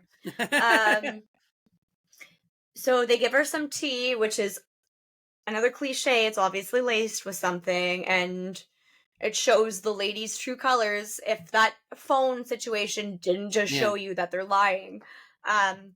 So when Erin comes to, Hoyt is pouring beer on her face, and he kind of has her between his legs, like in a hold and a not a headlock there, but he's restraining her as Luda May irons Hoyt's pants, and I don't know if Monty's in the room. I think Monty's in the room too. Yeah, no, he says... he says something. No, I think he does say something. No, that's the beginning. The beginning... Or, no, does he say... No, I think he's kind of barking at Luda May or something. No, I think he says maybe she wants to stay for supper. I think that's what he says, but I don't know if that's the beginning or this one. I can't remember. No, it is this one, and I think this is our little shout-out at the dinner scene that we're not going to get in this one. Like, I think that's kind of, like, I think it makes everyone think, like, oh my god, are we going to get the dinner scene? But we don't. Yeah. So, Jebediah is also, Erin comes to as Hewitt pours beer on her.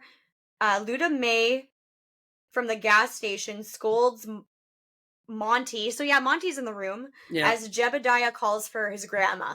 The reason why I wrote it that way, it paints the family dynamic. These people are all related. Yeah. Jebediah is calling Luda May grandma. Like, if you didn't know already, now you know. It just confirmed it. Yep. So I wrote Monty, but Sheriff Hoyt. Who the fuck is Hewitt? Hewitt's another Texas Chainsaw storyline, right? Hewitt is their last name. The Hewitt family. Okay. Yeah. Oh my god, send help to Brittany. So they're holding Erin down, and the whole family's basically belittling her at this point. Minus Jebediah, who begs his grandma not to hurt her. And then obviously it's confirmed that Jebediah was that little thing that was running around, like kind of throwing hints, like trying to get them here and there. Yeah. Mama Hewitt calls for Leatherface to dispose of Erin, and like without hesitation, he picks her up. Tosses her downstairs, like nothing like tenderizing meat. Yeah, exactly. Tossing just the body down the stairs. Just like a duffel bag full of clothes. Literally. Yeah. And she lands in the water. First of all, why is there that much water in this fucking basement? Like, imagine the smell. Imagine the slime. Ugh. No, thank you. Before you get to this, you missed a part earlier where Andy, after he cuts off and he wraps up his leg, before he does that, because we're going to meet that she sees after she falls down the stairs, he lifts him up and you see a hook. This is after he cut off his leg, and he lifts him up and you see a hook just kind of in the distance, and then he jams his back on a hook. Anyways. I wonder why Brittany left this out. I probably mentally blocked it out. I do remember that, because the reason why I didn't write it is because I messaged you. Instead. I wrote that scene when he picks him up and puts him on the hook, that slime from his leg. Yes. Oh my god. So yeah, just like you said, she lands in the water and sees teeth and fingers and the worst shit you could possibly imagine. Oh, and Andy, who's missing a leg and mounted on the hooks above a piano, who's playing with his remaining toes. Yeah. He begs Erin to put him out of his misery, and she does so by stabbing him in the gut. Yeah. Girl, slit his throat, stab him in the heart. At first, she tries lifting him up a couple times, and she drops him. And then, sorry. I know, I'm adding my little pieces in here that you're forgetting. No, you're the dotting my I's and crossing the T guy right now. She tries lifting him a couple times, and then she almost gets him off, and then she drops him, and and then you see blood, and his Yeah, you his do. feet slap the fucking piano again, boom, and then Good times. Good times. and then after he's like, oh, can you do it? She's like, no, and anyways, and So if we ever do Hostel, make sure I don't do the recap because I will leave the bloody shit out because sometimes I can't keep watching. That's fine. I'll go right into detail. Ah, great, fantastic. I shall not. But yeah, she stabs him in the gut. Like, I'm pretty sure there would have been a quicker resolution to take your friend out of their misery. Yeah. Yep. So she then finds a very disoriented Morgan in the bathtub. Yes. He's still alive. You can tell that he's kind of in a trance, like he's just sitting in the bathtub. You can see that there's like a hole in his back. Yeah. Like he got shot or he was put on a hook or something. Yeah.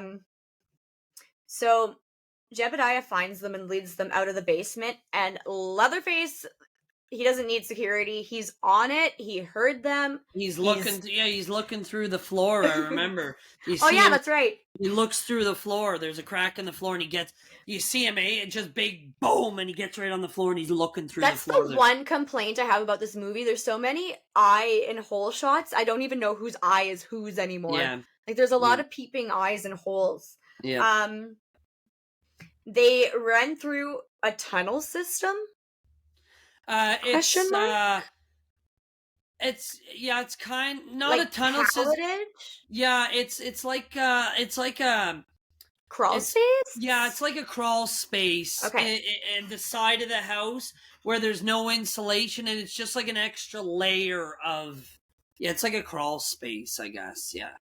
It's obviously not to house any flooding water that might get into the basement because they don't seem to give a shit about that. Yeah. Keep in mind that Jessica Biel is all wet and she's wearing her white tank top. Her white tank top. Yeah.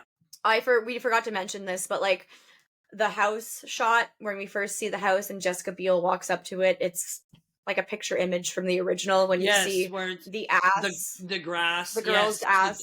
Yeah, they picture image that. Yeah.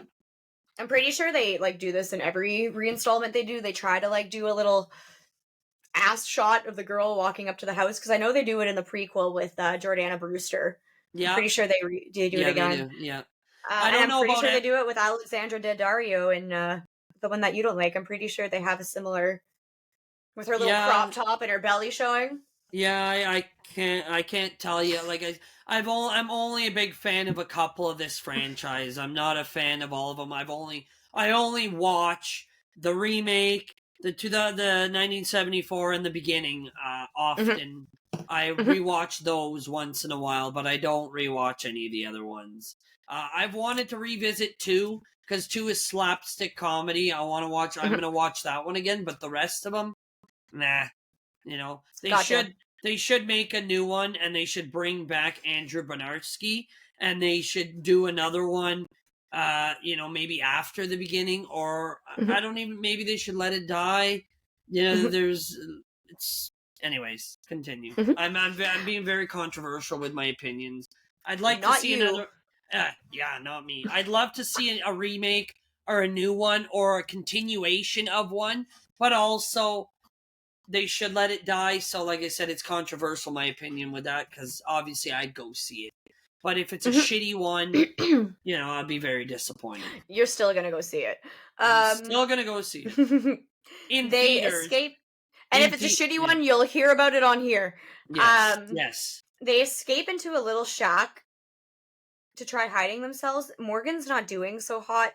Aaron pretty much had to like carry his ass out of here, like lead him the whole way. She is strong. She is strong. Unless it's just going off adrenaline, she is strong. Yep. So they block the door and it doesn't work. Obviously, Leatherface is going to break through. So she hides him in a room. I wrote a closet as she hides in another room. Yeah. And all you get is, I don't know whose eye is who, but there's people peeping through the freaking holes and walls. Not too sure whose eye is who. There is like you said, there's a lot of peeping eyes in this movie. So while Aaron is sitting there. Rats crawl all over her, and obviously she gets a little startled, which exposes her whereabouts. Yep. I might sneeze, and I apologize. I'm trying so hard to hold it in right now. It's all good. Sneeze away. I am not a cute sneezer. So just as she gets grabbed, Morgan exposes himself. Leatherface is about to kill Aaron, but Morgan intervenes. I think Morgan knew that there was no way that he was going to get out of here alive, so he tried protecting her because she was in much better condition than he was. Yeah. And he tried to protect those girls once, right? Yep. So, the real hero in the story is Morgan. Yep. More of you guys need to be like Morgan. Don't try shooting cops if you ever get a gun in your hand to see if it's a test or not. But personality-wise, be like Morgan. Yeah. So he's when he grabs Morgan, when Morgan intervenes, he kind of puts him up on like a chandelier. And this was a rough kill. I had a hard time with this one. Very rough kill. Very, very rough kill. He cuts him from the groin up. Yep. And he doesn't even go up. He kind of just sits there in the groin, and he goes up a little bit, and he kind of because you see like the bottom of his stomach, and you see him just sitting there shaking, and then all of a sudden he stops and he just goes like this. So I think he kind of just left it there, which is Yep. I mean, at that point, I don't think it was going to take much to kill Morgan. Like, he's probably already lost so much blood. Like, yeah, Morgan's walking into the light at this point. Like, he just wants out of it. So Eric runs and Leatherface chases. Aaron, take a drink every time. What did I say? Eric, I think. Oh my god, fuck my life. Take a drink every time there's a chase scene in this movie.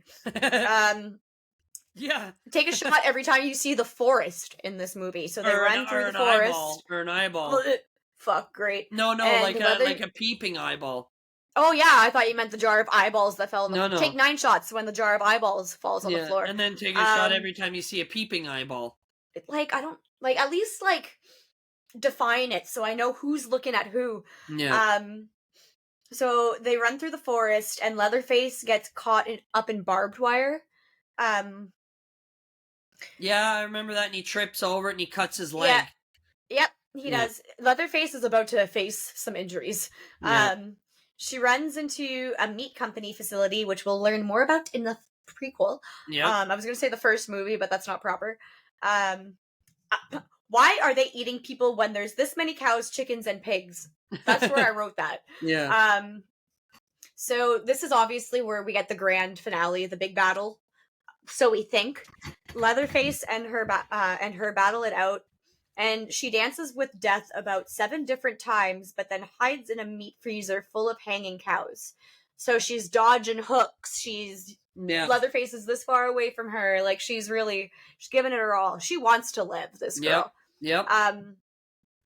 So Leatherface, you see that Leatherface knows how to operate, like, this meat hanger. It's a pulley system, I think. Yeah, it's like a pulley system, and he's pulling them, and then it starts pulling, and she screams once or twice because it hits her, because she doesn't know. It's trying to draw her out, exactly. Yeah. And at first it looks like it's just, like, hanging, like, ribs and stuff that's curing, but then you get to see, like, the full-blown skin cow heads, and we're uncomfortable again. Yep. So she flees after he exposes her whereabouts with the hanging cow meat, and so she flees again. She grabs a meat cleaver before hiding in a locker. She lures him in by banging the locker. So he starts walking away, and then she starts banging from the inside of the locker. Hey! Yep. Try to get him to come back. It looks like she's about to get caught, but just kidding. Somehow she got a pig in one of the other lockers to throw him off. So as he's startled by the pig, she jumps out of a different locker and starts hacking him with her meat cleaver. Is it a meat cleaver? Am I saying that? That's it's a meat cleaver. Yep. With her meat cleaver, and he drops his chainsaw. Oh, she chops his arm. Yeah, she chops his arm off. Yeah, and like, bad bitch moment. Good for you. I might not have agreed with your decisions, but I'm so happy that you got this moment. Yep. So she makes it to the road. and gets a car to stop for her.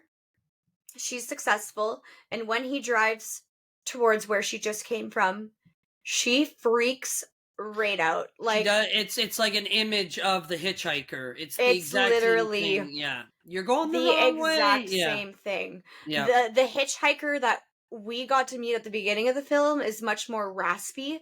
You can tell she's exhausted. She yep, commits suicide. yep, So obviously she yep, was ready. She was over it, right? She was done. yep, She was exhausted. She was tired. yep. Erin, I feel like, is still living off adrenaline because she just got out. Don't stop, you're going the wrong way. Like, she's screaming, she's Yeah, crying, she's in distress. yeah, Um so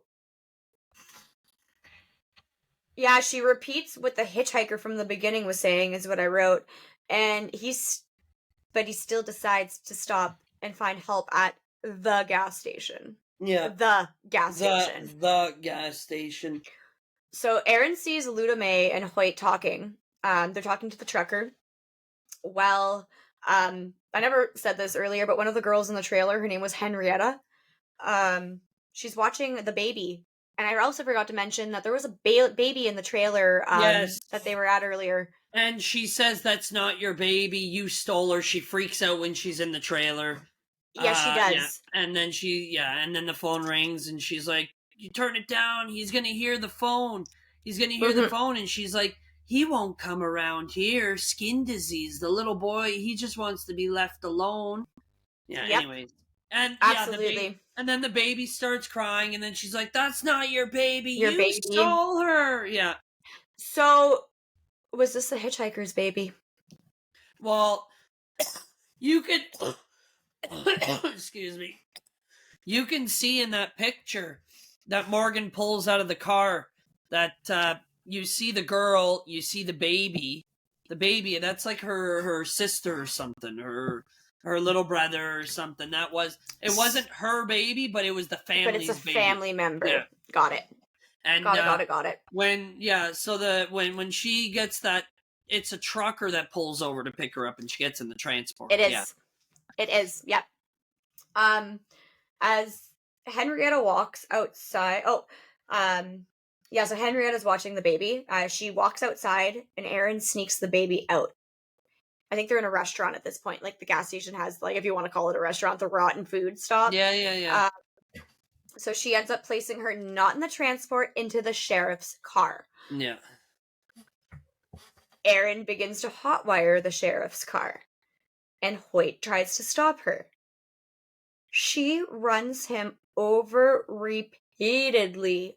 Bad bitch. Baddie. Good for you. He goes to the transport once the trucker's telling him, and he pulls out his gun and he starts walking towards the transport. He opens the door and she's not in there. And then he's accepting it, right? Yeah, and then you see her come with the car and she runs him over, and then she backs up and then she runs over him again. And she backs up and runs him over again. Yes, yes.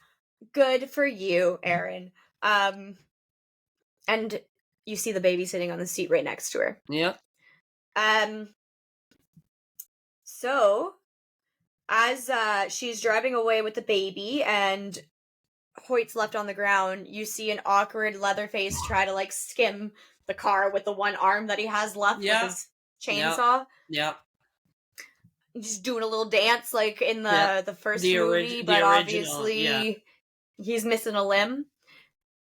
2 days later, 2 officers investigating the house are killed by Leatherface, and the case remains open.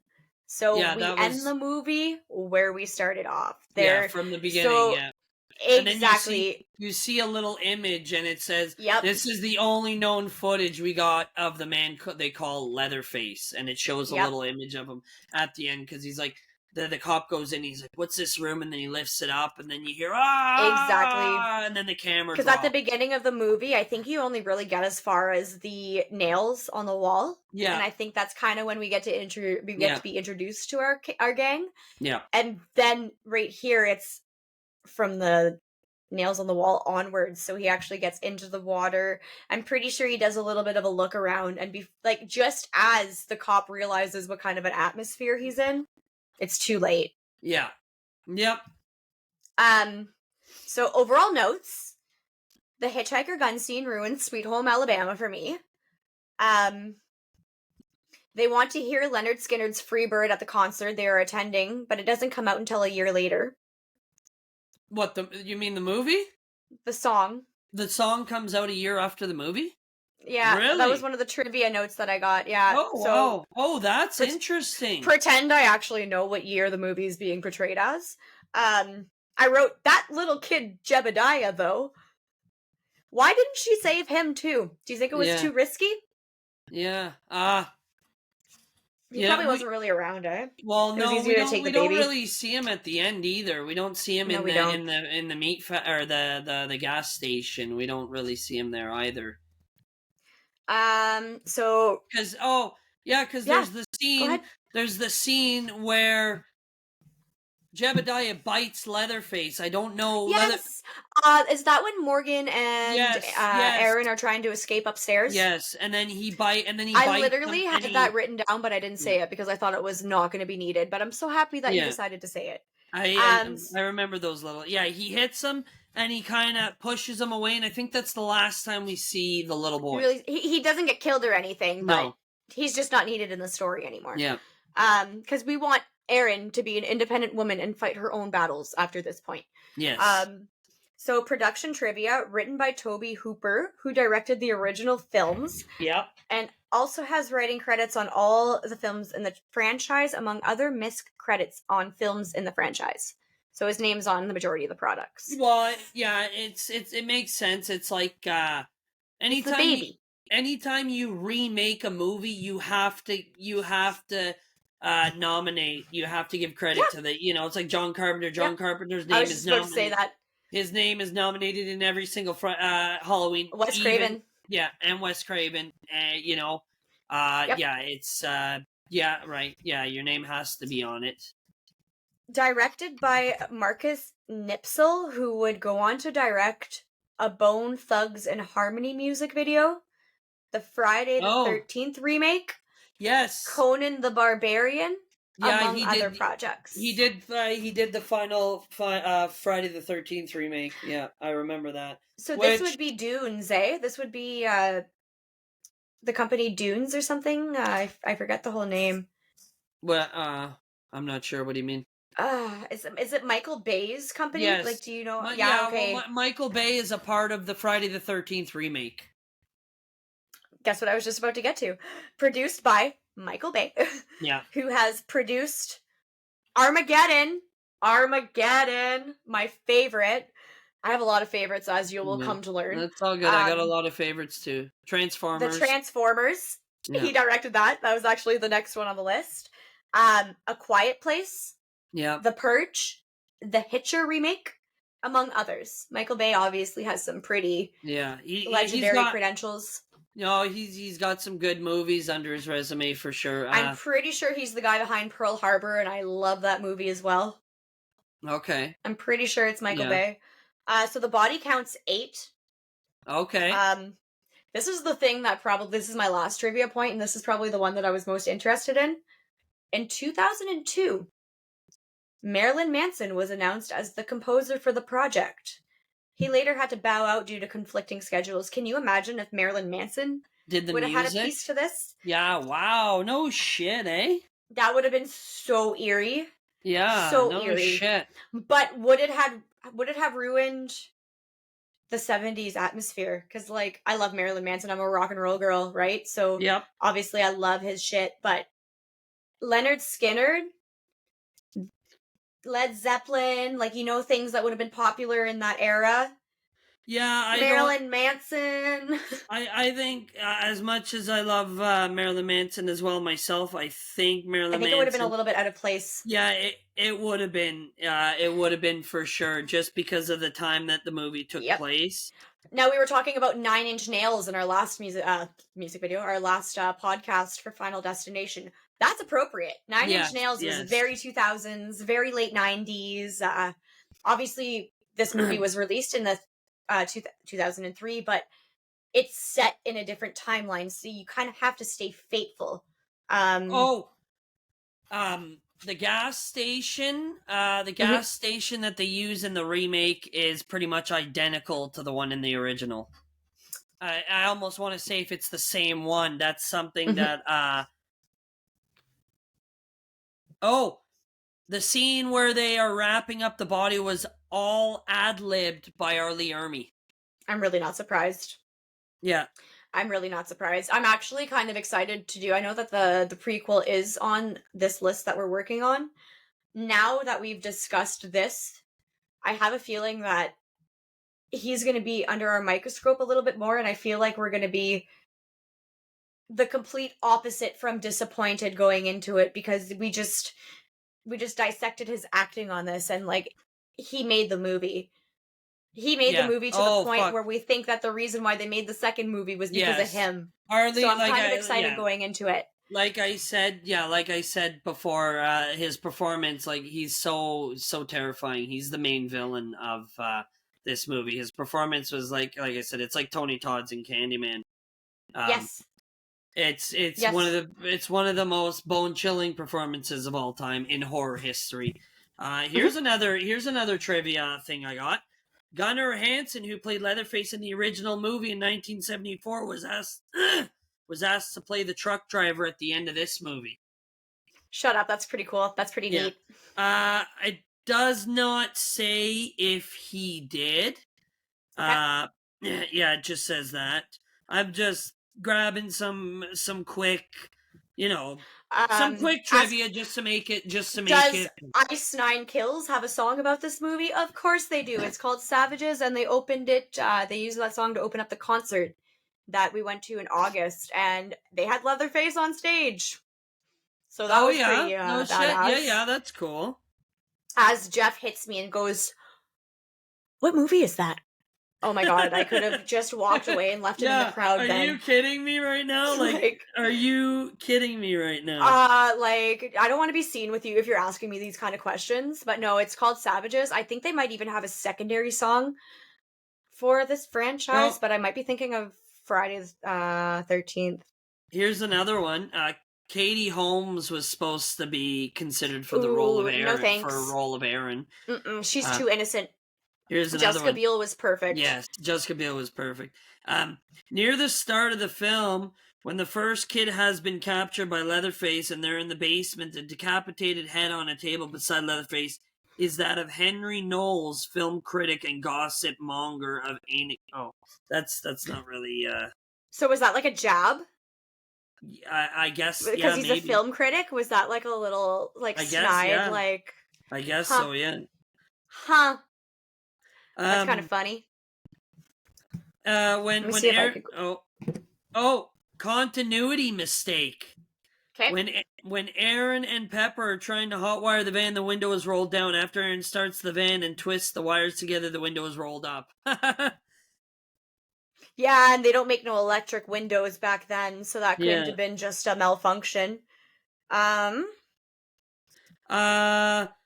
During the police... Oh, we already knew this. During the police video sections of the film, you can sometimes hear a camera flashbulb popping and then recharging. This is the same sound effect that was used in the beginning of the original film. They always recycle in every installation. Because that was the eerie thing about the original from 74.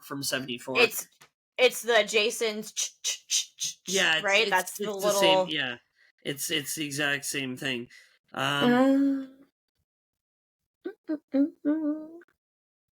But yeah, I just quickly grabbed a couple little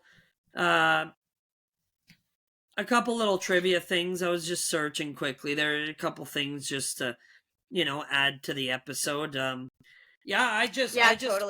I just want to say that this is how you do a remake. Michael Bay did this one, and he did the Friday the 13th remake. And it's not like he's a full horror guy, like Michael Bay. Like he's all over the place. So for him to come up with I didn't like what they did with the Friday the 13th remake. I knew you were gonna say that. I like the characters. I don't mind it. The characters are awesome. I love the dialogue and stuff like that. That's great. The opening scene in that is unbelievable. It's better than the whole movie. That fucking 20-minute opening scene or that 15-minute opening scene is better I than the know. whole movie. But where it lacked was, the kills suck. They're not creative at all. The only one kill that got me was like the girl that was kind of flirty with Jared Pacioretty, and like he rescued his sister, and then she gets killed like as they're leaving. That's the shocking kill. But I just mean like creative, like Jason X. He fucking nitrous whatever they're the nitrogen freeze face smashes. That's a creative kill. You know what I mean? Like, these kills are very mediocre in the Friday the 13th remake. I don't like the look of Jason. He's got long blonde hair. He just looks really weird. And the kidnapping in the tunnels, I thought was a stupid idea. It was silly as hell. Other than that, the movie's not bad. I roast it more than what it should, than what it gets. I'm a big fan of the originals. And to see Michael Bay do what he did here, and the director what he did here with the 2003 remake of Texas Chainsaw Massacre, it was almost as good as the original. You won't ever hear me say that. I didn't say that on this episode. But I feel like they tried too hard to modernize it when it came to Friday the 13th. The remake, like they just tried throwing too much sex and too much drugs and too much partying and too much, you know.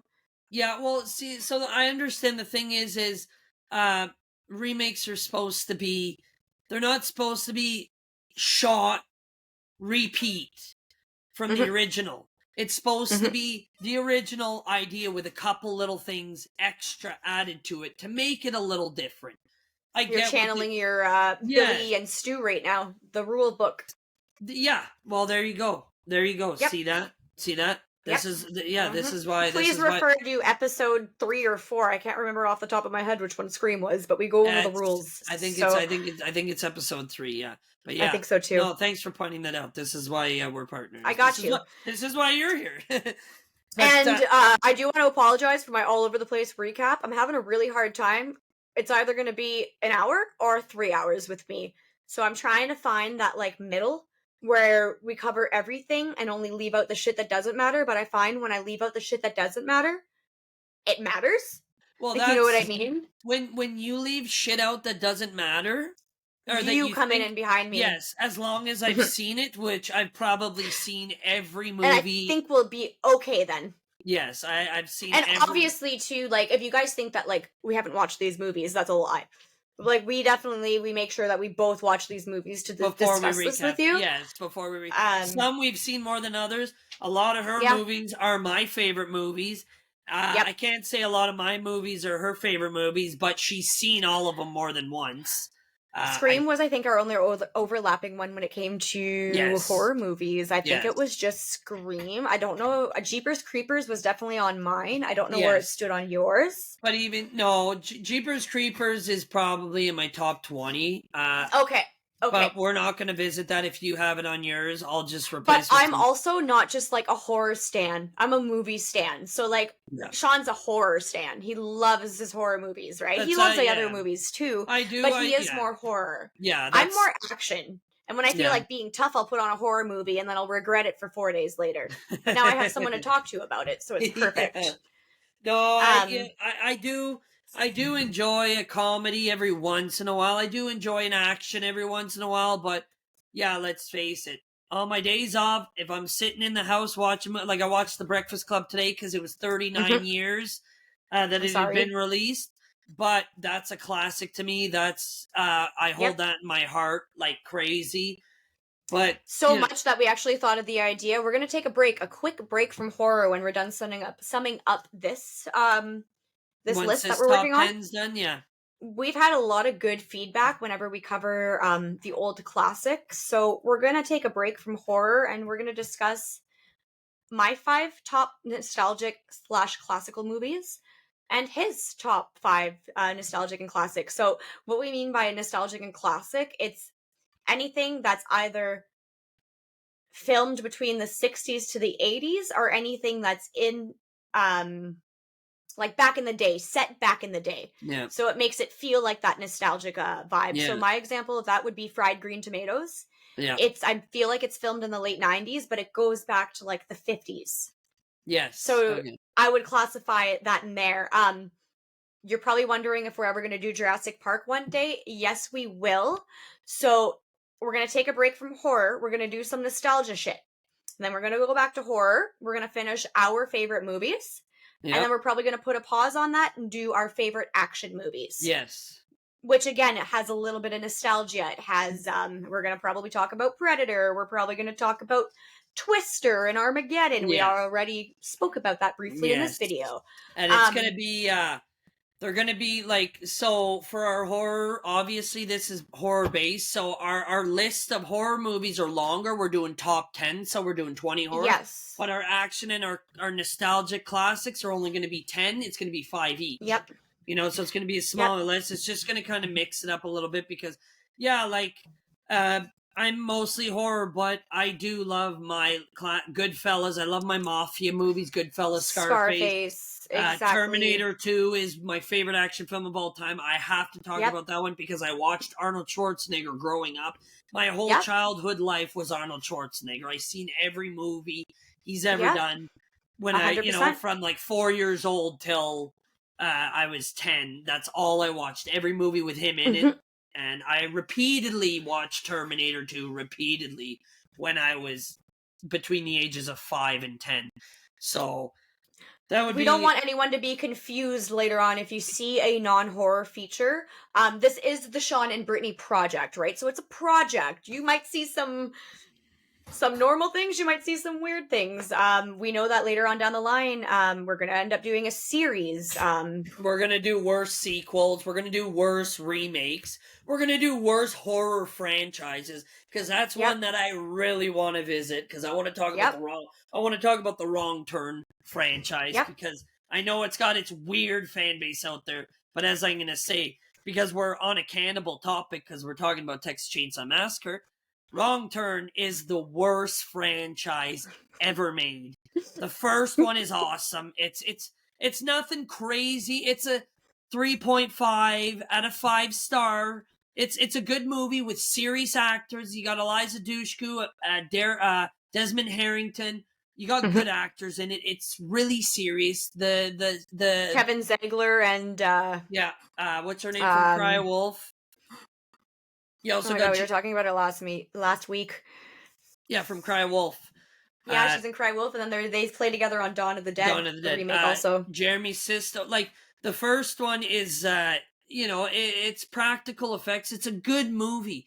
But they just kill it. Like, I want to say, the guy that did the effects for the dinosaurs and Halloween H2O, he's done a lot of effects for a lot of horror movies. Stan Winston, he also did the cannibals in Wrong Turn. Do you mean dinosaurs, as in that Disney movie Dinosaurs? That I deleted from my brain a long time? Okay. No, sorry. Okay. I didn't say that. Jurassic Park. He was a part of the he was a part of the creation of the dinosaurs in Jurassic Park. Stan Winston. Do you know which movie I was just talking about? Yes, I do. You brought me back. There's like monkeys in it? Yes, I remember that movie. Oh no, I wish you didn't just do this to me. I might have to go watch that now. That's okay. But yeah, it's I'm talking about cannibals because we were just talking about Texas Chainsaw Massacre. I just think we also tried splitting up our list too appropriately, so we weren't talking about like 3 or 4 messed up families and then in the same 6 slashers or something. So actually Wrong Turn was I think supposed to be the next one after this one, and we were like, that's a little bit too too close in comparison. Was Wrong Turn me or you? I think Wrong Turn's me. Okay. Sounds like something I would have said. I think we're supposed to do the Lost Boys, but I think we're going to switch it up for Ginger Snaps just because the Lost Boys is probably going to take me a while. That's cool. And, the Lost Boys. It's the Sean and Brittany project. If we have to change it, we change it. Yeah, we're going to change it to Ginger Snaps. Ginger Snaps is very nostalgic to me. It was the first horror movie that scared the shit out of me. It's also Canadian, so it played a lot on our cables because obviously Canadian movies. I think they have to play Canadian movies more often because I know for radio stations they have to play Canadian music. Yeah. So Ginger Slaps was like slapped in our face growing up. Yeah, and you said Ginger Slaps. I know I did. So it kind of goes to. Yeah. Double entendre. No, I Yeah. did not mean to say that. Um, but No, yeah, yeah. and again, good acting though. Good acting. Ginger Snaps, yes. Yeah. There's Catherine Isabella. I There, knew you were gonna fangirl her. I knew yeah. it. Oh, I I knew it. I love knew her. it. I love her. I love her. We already talked about her in Freddy versus Jason. Yeah, She's Gibbs. yeah. There's also another movie she did. It's called American Mary.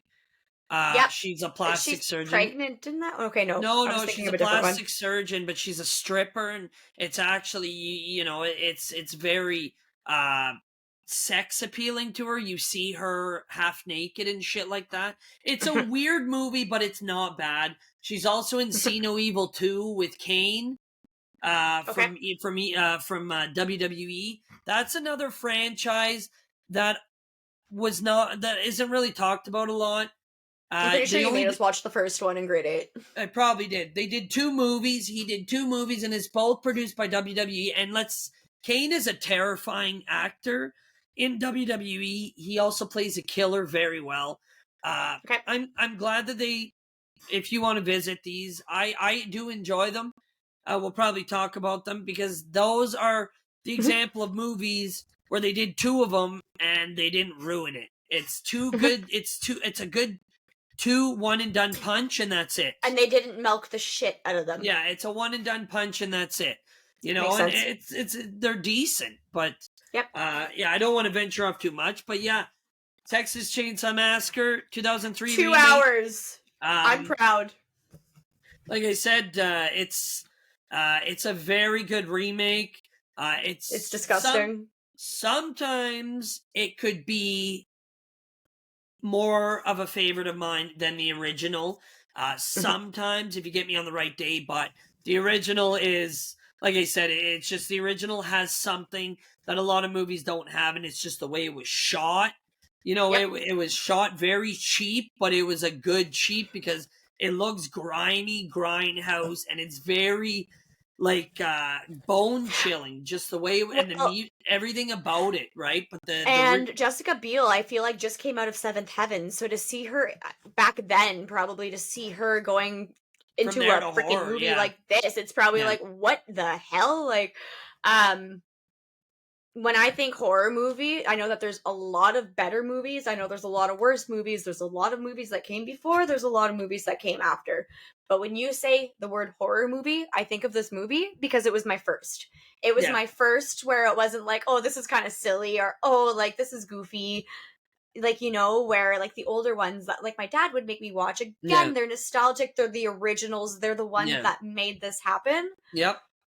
But when they started putting me in that uncomfortable position, like, that's horrific to me. Yeah. Is seeing people get ripped apart, and like they still have a storyline, so it's not just watching someone check into a hostel to get completely tortured, Not to say that Hostel doesn't have a storyline, but this one it has a good storyline, Yeah, no, of course. I'm not a big fan of the Saws franchise. I just found the storyline too hard to keep up with, but it's also because I don't like all that gruesome shit. Like, that really puts me in the... So for me to actually stay and watch the series play out, I would have had to sit through all of those fucking traps. And I remember getting through the one where they had to, like, put their hand in it and it would cut them and they had to fill up the thing with blood. Part Done. 5, part 5. Done. I will tell you, though, I've already told you about the new one. The new one is I think it's the best from the franchise, in my opinion. A lot of people say it was predictable. It is predictable because it was made to be predictable, because you already know what's going to happen in the trailer. You already know. It's a prequel, right? No, well, No? It takes place between the first and second one. Oh, so it's Lion King 1.5. Yeah, it's basically 1.5. It's basically 1.5. It takes place between the first and the second one. So it's just, a lot of people said it was predictable. And yeah, it was predictable, but I feel like Saw is pretty predictable. I feel like the whole franchise. Well, no. Well, it has its own twists and turns, don't get me wrong. The most of the franchise is a psychological thriller, but the new one it was made to be predictable because you already know what's going to happen by watching the trailer. It's more of a revenge movie than anything. Well, no different than watching the preview for Texas Chainsaw the beginning. You see Monty, you see Luda May, you see Sheriff Hoyt, Yeah, well, there and you go. Yeah, yeah, you know they exactly. ain't dying, you know? Yeah. So So, but I yeah, remember there being a fight scene in the beginning, which we'll obviously discuss in a couple weeks from now, but there's no point having this intense fight scene between the main character that we're rooting for and Sheriff Hoyt because you know that Sheriff Hoyt's gonna live through it anyways, like you know, yeah, like that kind of stuff. yep, Um, yep. but yeah, we're 2 hours and 4 minutes into it, and I think we did mighty fine. Yeah, that wasn't bad.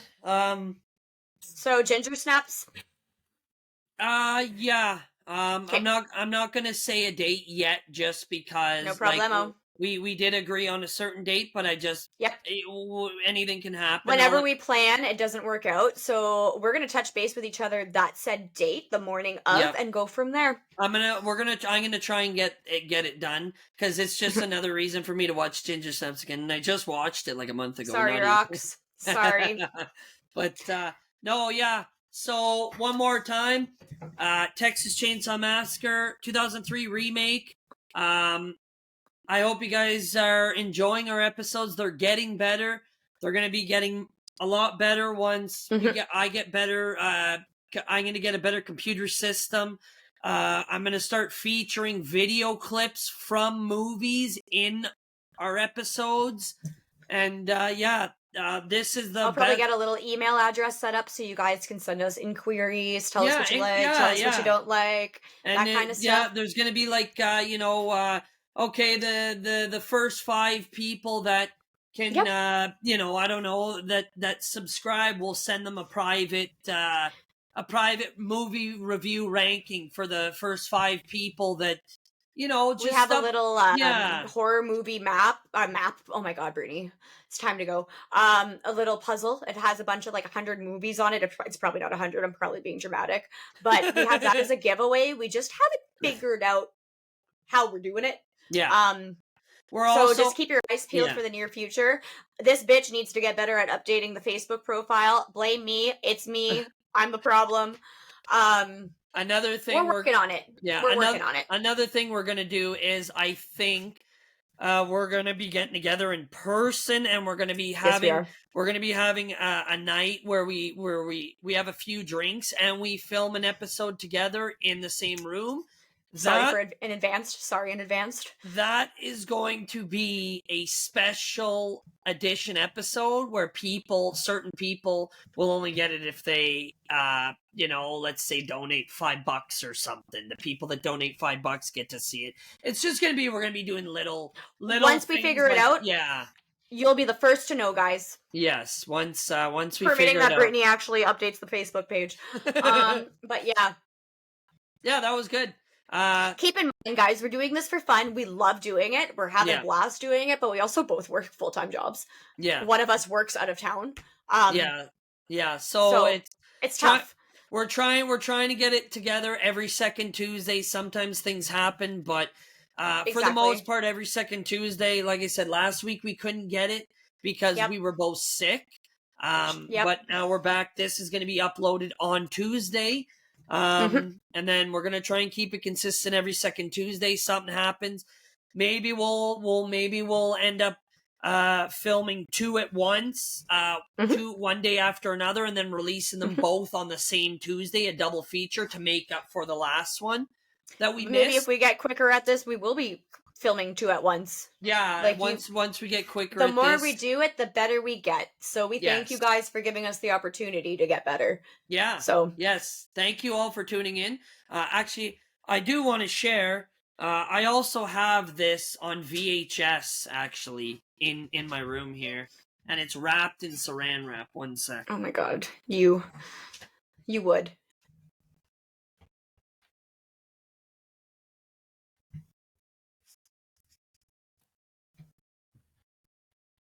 So I have the DVD and I have the VHS. Now, drop a comment. Are you surprised? Are you not surprised? If there was a novel, I'm sure he'd probably have it. Yeah. No, guys, thank you. You're the reason why we do this. Sean also would take any opportunity to show off his movie collection and No, not all of me. the cool things No, that he's no collected along the way. way. No way. Um, Yeah, but anyways, I know this movie has a big fan base. It also has a lot of people that hate it. Like mhm. I said I at think the it's the bloody factor, it's the gore, it's the like my dad probably I don't know if he's ever watched it because I was pretty young when it came out. He probably didn't even know I was watching this when I watched it. Um, I don't think he would have been a fan because to compare it from what their original Texas Chainsaw Massacre was yeah. to this, Well, there's barely any blood in yeah, the original. yeah, It's just really it's just uncomfortable. yeah, it's really like I said, you want to shower after watching that movie just It's because of the gross, way. it's grimy, it's you could Yeah, tell it's hot outside, you could yeah, tell like but yeah, whereas this one it's there's not ugh, really any blood in the original. But no. no, I like I said, I'm at the beginning of this episode, I'm a big fan of this remake. I don't really like remakes too much. Mhm. I don't like remakes more than the original. You always go back to the original, as we discussed in Scream.